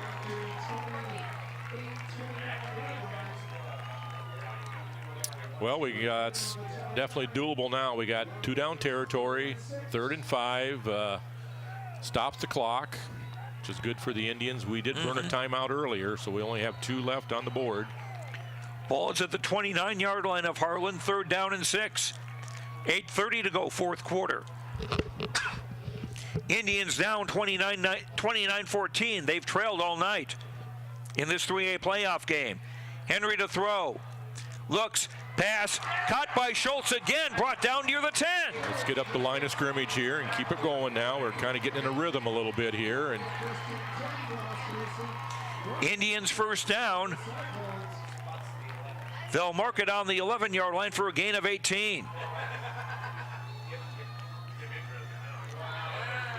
So the Indians can get a first down inside the 1-yard line. Henry to throw. Airs it out to the right side. Pass. Caught.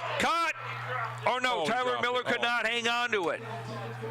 Oh, man, I thought very close coverage there. Yeah, he's about as far as we get from where we're at. And, boy, it looked like he got his body turned, and he got inside the defender. And Jonathan Monson was on the coverage, hit him as Tyler was trying to make the grab. 2nd and 10 from the Harlan 11. 3 receivers right, 1 to the left. Yep, stops the clock at least, so no more time that we lost there.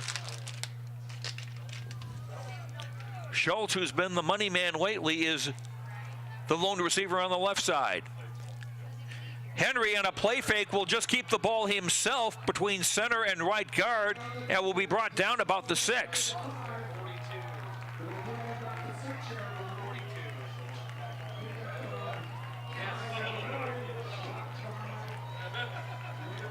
They mark it down at the 6 for a gain of 5, setting up 3rd and 5. 7:42 to go in the 4th quarter. Hudson has beaten Linville Sully 44-22.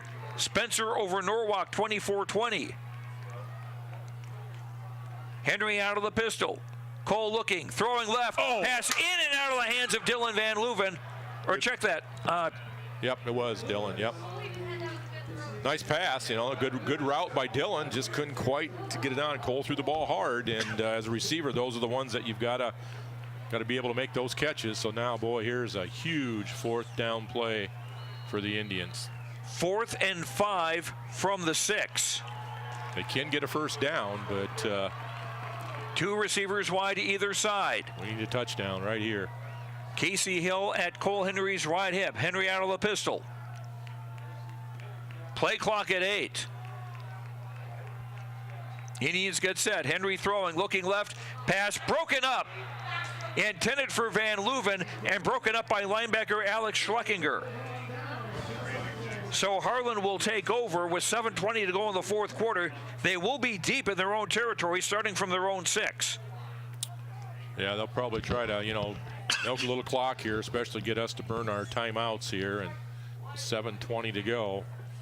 Boy, missed opportunity there for the Indians. That would have been interesting. After recovering the onside kick. Yeah, if we could have put one in there, that would have really been big. Would have made her interesting. Preston Mulligan lines up under center. Out of the I formation, receiver wide to the left side. Inside handoff. And breaking through across the 15-yard line and getting a first down is that man Schleckinger.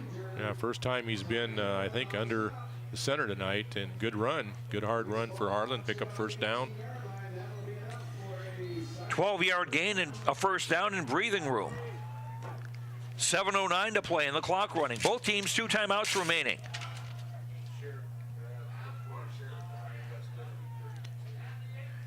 And Harlan in no hurry to break their huddle. Play clock at 6. I formation, double tight ends, receiver wide left out of the I. And they give it the tailback for Schleckinger again. He may have lost a yard. Yep, I think Casey Hill, linebacker spot. Nice job by Casey shooting in there. And, yeah, I think did again. Yep, nice job for a loss. Lost a yard to the 17, sets up 2nd and 11. 6:23 to go, clock running. Indians trailing 29-14. They need the ball back.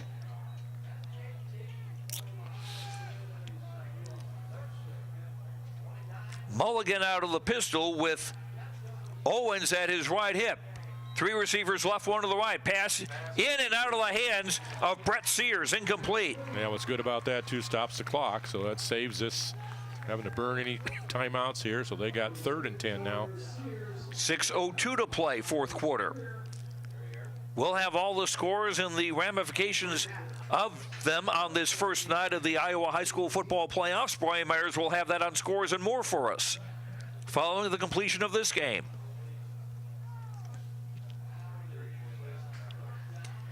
Monson lines up wide right. Receiver wide left. Tight end on the right side. Out of the eye. Mulligan under center. Mulligan back to throw. Looking left and throwing. Overthrowing his receiver. Owens and Sears jumping up and down, wanting pass interference, but they're not going to get it. Yep, Harlan coaching staff right there where that ball was thrown. Thought that we interfered with him, but no call, and Indy's going to get the ball here, hopefully in Harlan territory with 5:56 to go, still down 2 scores. Indians scramble to get new personnel in the game. Tyler Miller back to receive the kick near midfield. Owens gets it away. Tyler can return here. From his own 44, coming around the near side. 50-yard line, and that's where he will be brought down there. Good coverage by Harlan's Brody Frederick, a 5'10", 160-pound junior. Well, we got to score quickly. We can't have a long, sustained drive here and hope to get another onside kick and hopefully recover. But we've got one, but we got to stick this in here and save our timeouts. Indians will start at the 50. Ball in the near hash. 3 receivers right, 1 to the left. Henry out of the pistol. Cole throws on the far side and incomplete. It came in to Tyler Miller on a short hop. Yeah, Cole's had a lot of those tonight where he short hopped those long passes. And it's a long throw, but he's made those throughout the season. Tonight, he's just not quite getting it there to our receiver in that slot. 5:41 to go, fourth quarter. Indians down 29-14. The winner of this playoff game will play at Lewis Central and Council Bluffs next Friday night. Henry out of the pistol on 2nd and 10. Rolling left. Throwing downfield. A receiver fell down, and the pass is intercepted by Owens near the 15-yard line. Indians players may have been hoping for a pass interference call, but that wasn't going to come. And John Owens with the pick. And that is the 3rd that Cole has thrown tonight. Yeah, Cole's had a tough night. You know, he's had a great season. Yeah.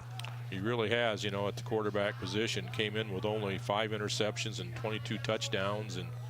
And tonight, you know, Harlan's been able to put some pressure on him and able to come away with 3 picks here. Harlan starting at their own 16-yard line with 5:33 to go in the fourth quarter. 2 receivers right. Tight end on the left side. I formation. Timeout. And Harlan will take a timeout. Their second. 5:33 to go in the fourth quarter. Harlan 29, Oskaloosa 14. Back in a minute on the No Coast Network. For over 30 years, Pellet Printing has been leading the way in the print industry with quality equipment, modern facilities, and skilled staff. The Pella approach combines old world craftsmanship with today's cutting-edge technology to provide brilliant printed products at a value price. They take the time to understand clients' needs from design to pre-press to printing and delivery to build lasting relationships with their customers. Whether you need personalized graduation announcements, oversized posters and banners, marketing materials, or stationery, Pella Printing offers a broad assortment of quality printed products done with speed and precision. Pella Printing, where technology and craftsmanship meet.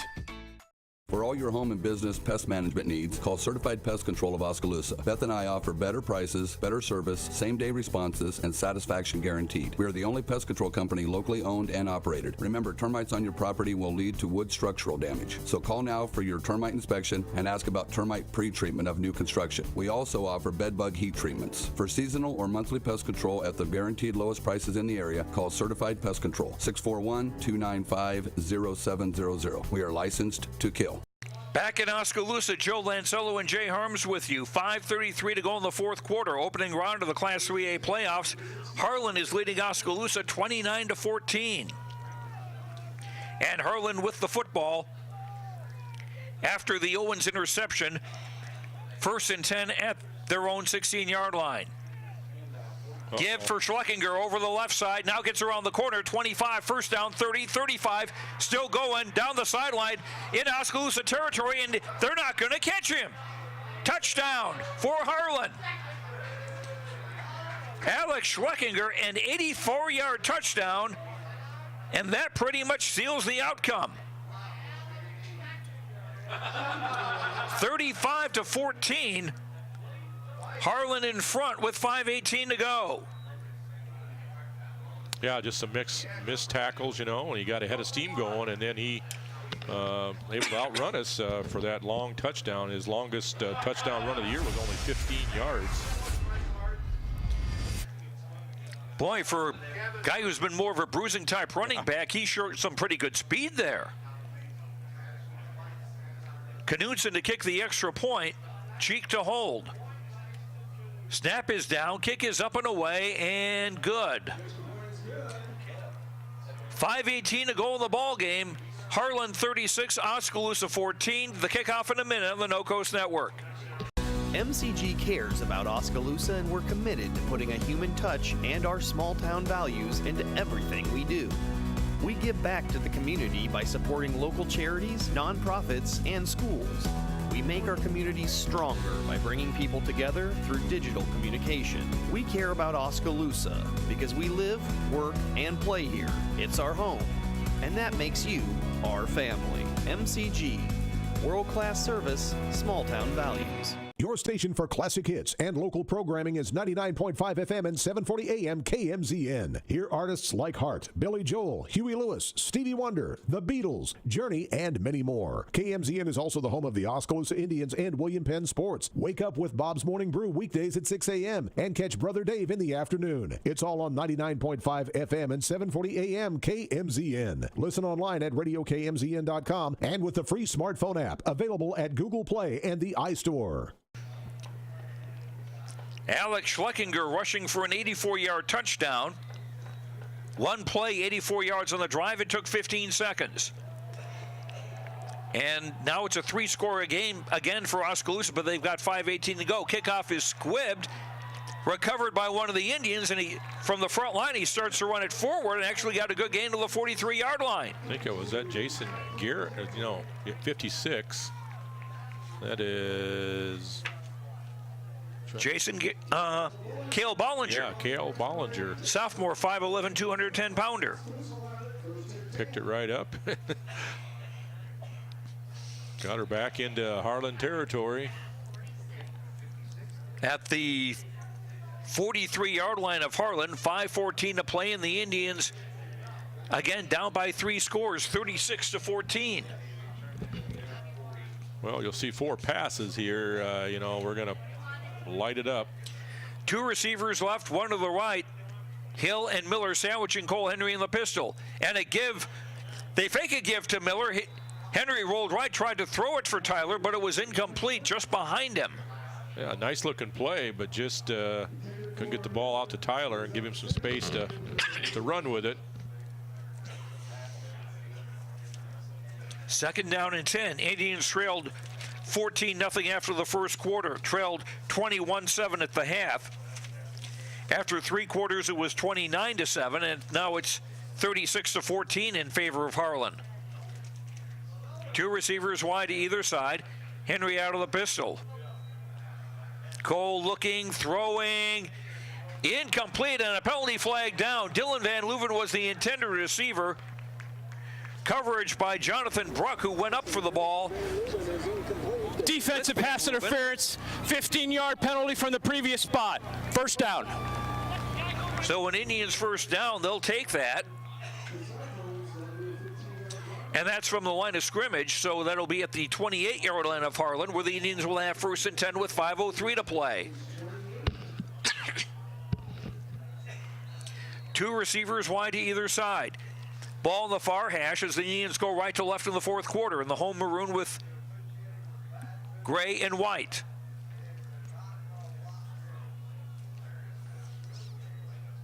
Henry to throw, looking, under pressure, sacked, and a penalty flag. Cole took a shot too, though, getting up a little gimpy, but good pressure by Harlan. That may have been Caleb Beaker. Now hold on the Indians, so we're going to go backwards here. Well, they may want to decline this. Offense. That penalty be declined. 3rd down. Well, they got to have their cake and eat it too. They took it down and they lost yardage. Yep.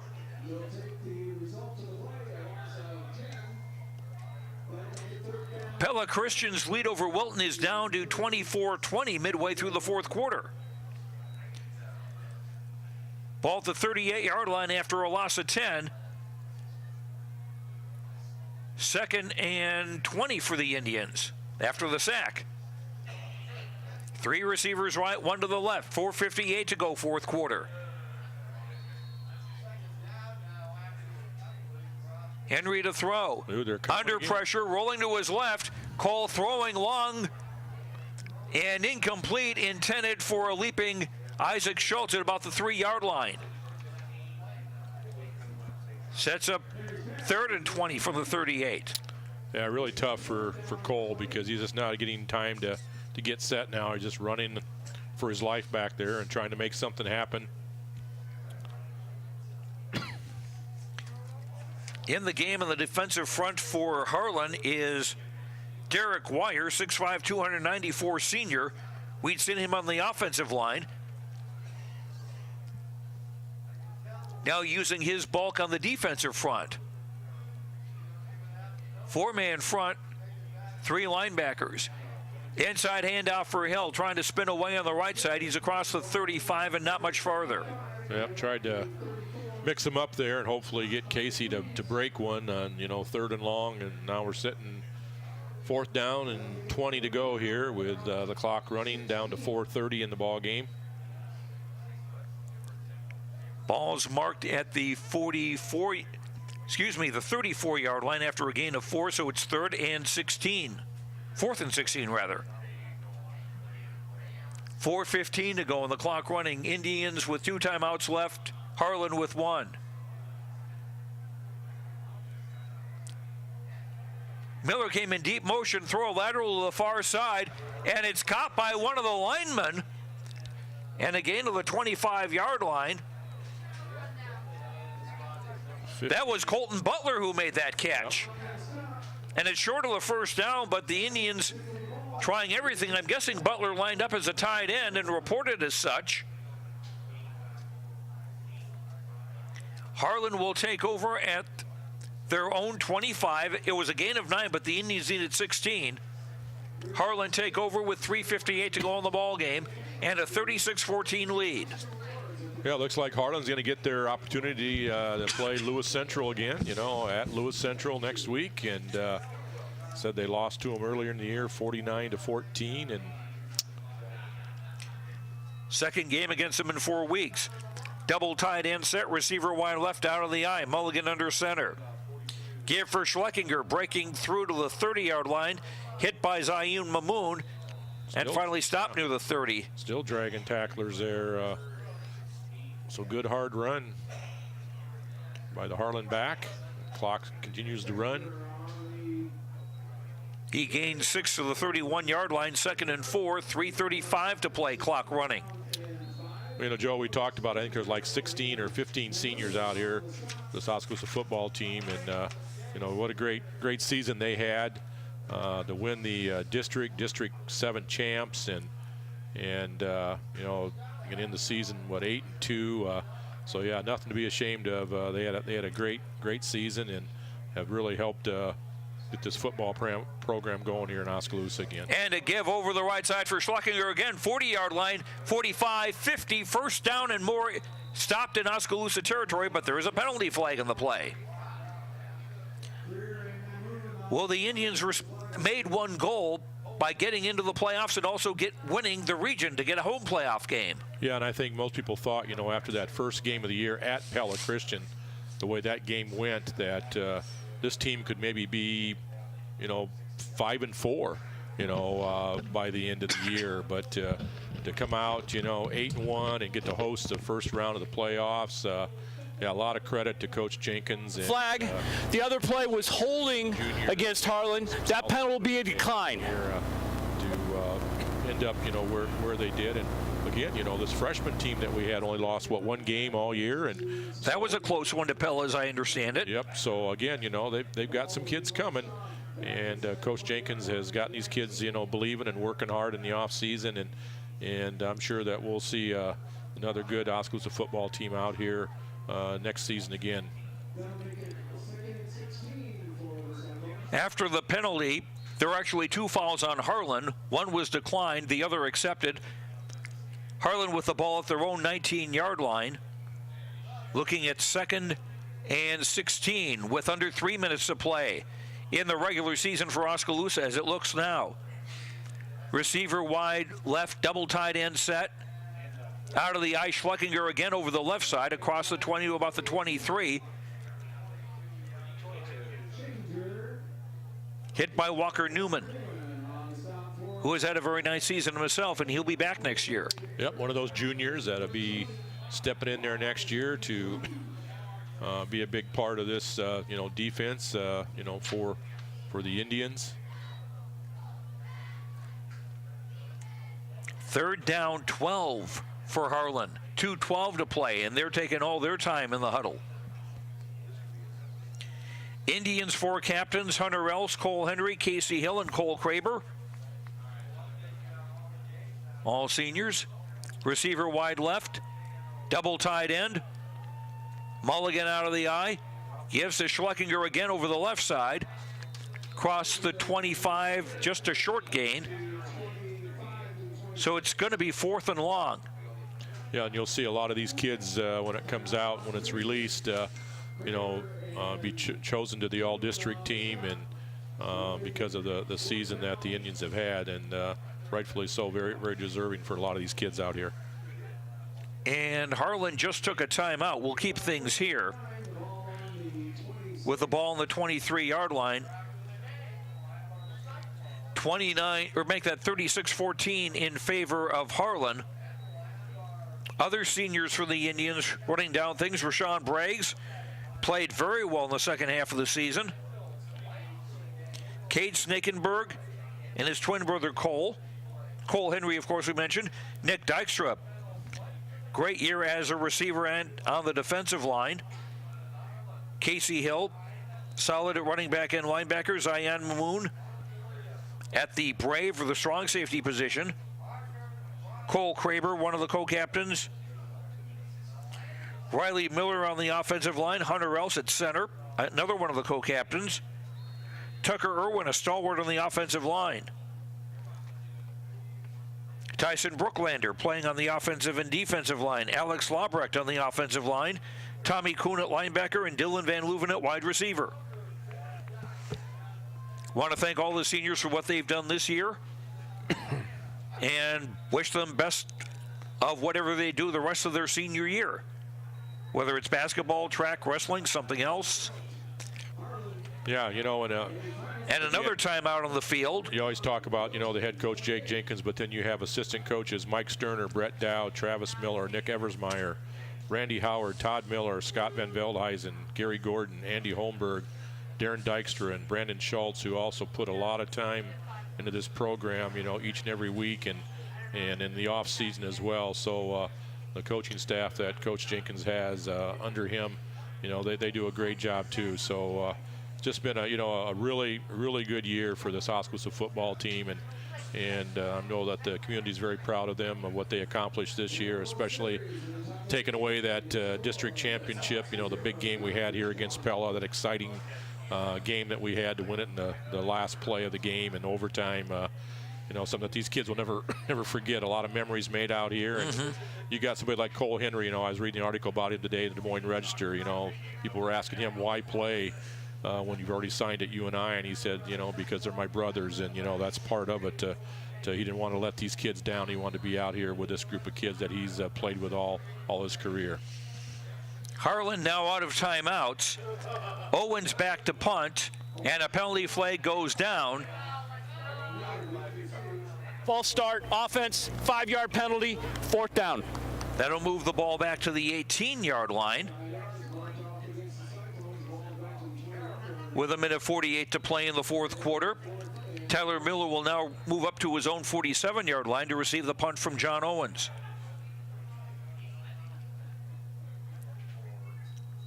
Snap is a little low, gets it away. Tyler will field it at his own 49-yard line. Coming around the near side 40-yard line, 35 out of bounds near the 32 of Harlan. 43-yard pump on a nice return by Tyler Miller gives the Indians pretty good field position with 1:40 to go in the fourth quarter. But a long way to go on the scoreboard, trailing 36-14. Indians will be at the Harlan 33. And there's actually a pretty good turnout from Harlan here tonight, looking at the other side of the field. Yep, there really when is. you consider it's a 2-hour and 40-minute drive. Yeah, it was a nice night, you know, like we talked about. You look at the flag and hardly any wind, and for this time of year, I know we've been out here and snow on the ground, you know, for these first-round playoff games. Henry rolling to his right, under pressure and sacked.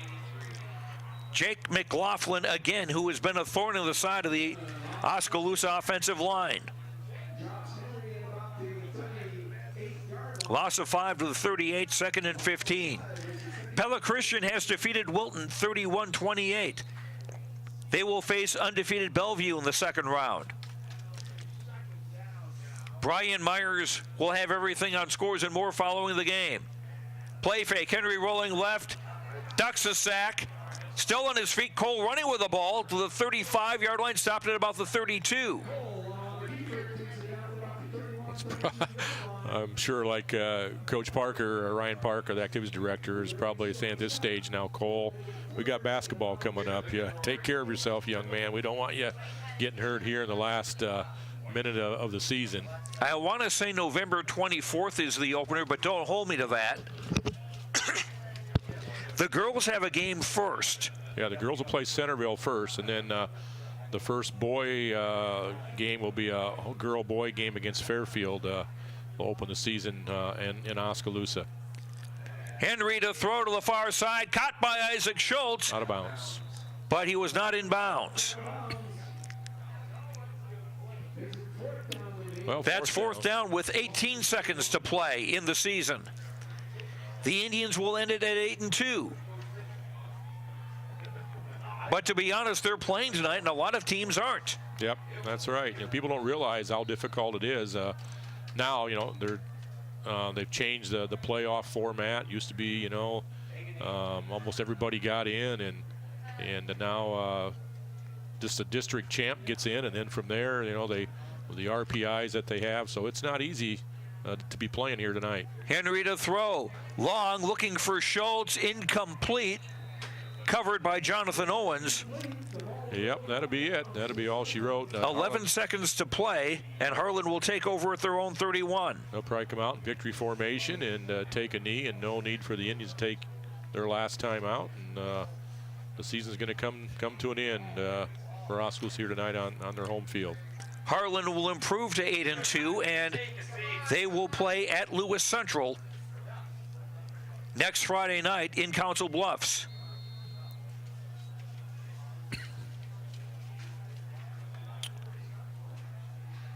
So Harlan comes out. Yep, they're going to be tight here. Victory formation. Take the knee and they can shake hands, and the season has come to an end for your Oskaloosa Indian football team. And our final score, Harlan 36 and Oskaloosa 14. We'll throw it over to Brian Myers back into the studio with Scores and More. We'll do that when we come back in 3 minutes. For Jay Harms, I'm Joe Lancello. The final again tonight in the opening round of the 3A playoffs. Harlan 36, Oskaloosa 14. Thanks to all our sponsors. Thanks to Brother Dave back at Mission Control. And thanks to you for listening. We hope you've enjoyed the broadcast of Oskaloosa football this season. And we'll be back with Oskaloosa boys and girls basketball and also with Oskaloosa wrestling in the winter season. We'll be back in 3 minutes with Scores and More with Brian Myers. This is Oskaloosa Indians Playoff Football on the No Coast Network.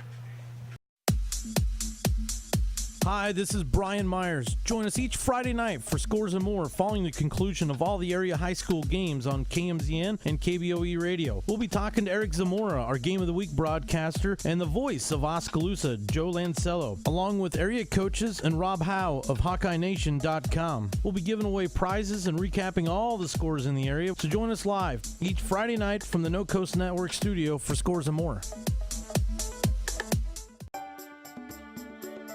Hello, my name is Craig Ford, and just over a year ago, I purchased the Ford dealership in Oskaloosa. We changed the name to Craig Ford, and we got to work making it better. In our first year, we have increased our sales by over 100%. We believe in both big discounts and exceptional service. Not just when you buy a vehicle, but the entire time you own your vehicle. Craig Ford is a great place to buy your next new or pre-owned vehicle.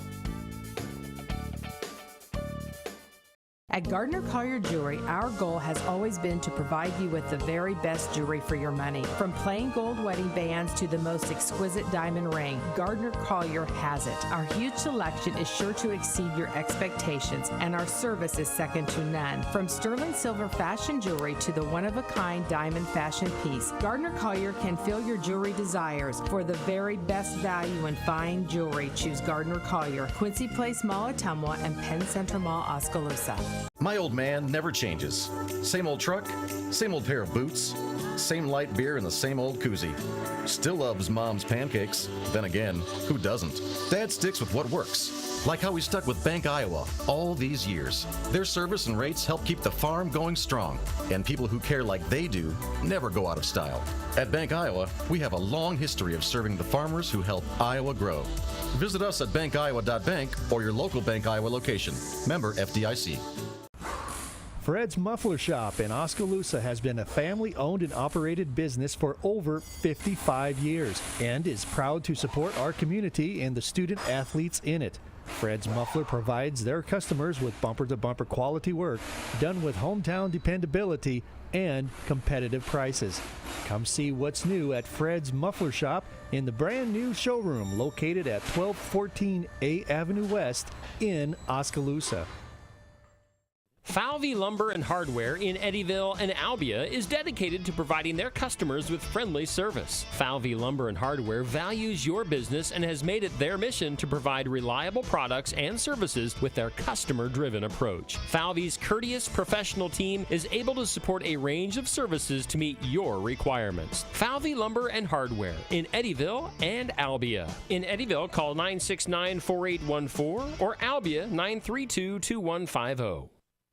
You've been listening to Oskaloosa Indians football on the No Coast Network. Brought to you by Gardner Collier Jewelry, Bank Iowa, Fred's Muffler Shop, Falvey Lumber and Hardware, Northern Mahaska Specialty Care, Edward Jones Investments, Clow Valve Company, Gatton Realty, Oskaloosa Vision Center, Lighton State Bank, The Hair Designers, Kinetic Edge Physical Therapy, Malcolm Lumber, Robert Auld Investments, Van Veldhuizen for Mahaska County Supervisor, Quincy Place Mall, Kelly Style Insurance, Hawkeye Real Estate, The Rock Island Tap, Community First Credit Union, Mahaska Drug, Midwest Central Railroad, Easy Sales and Rental, Pella Printing, Certified Pest Control, and Mahaska Communications Group.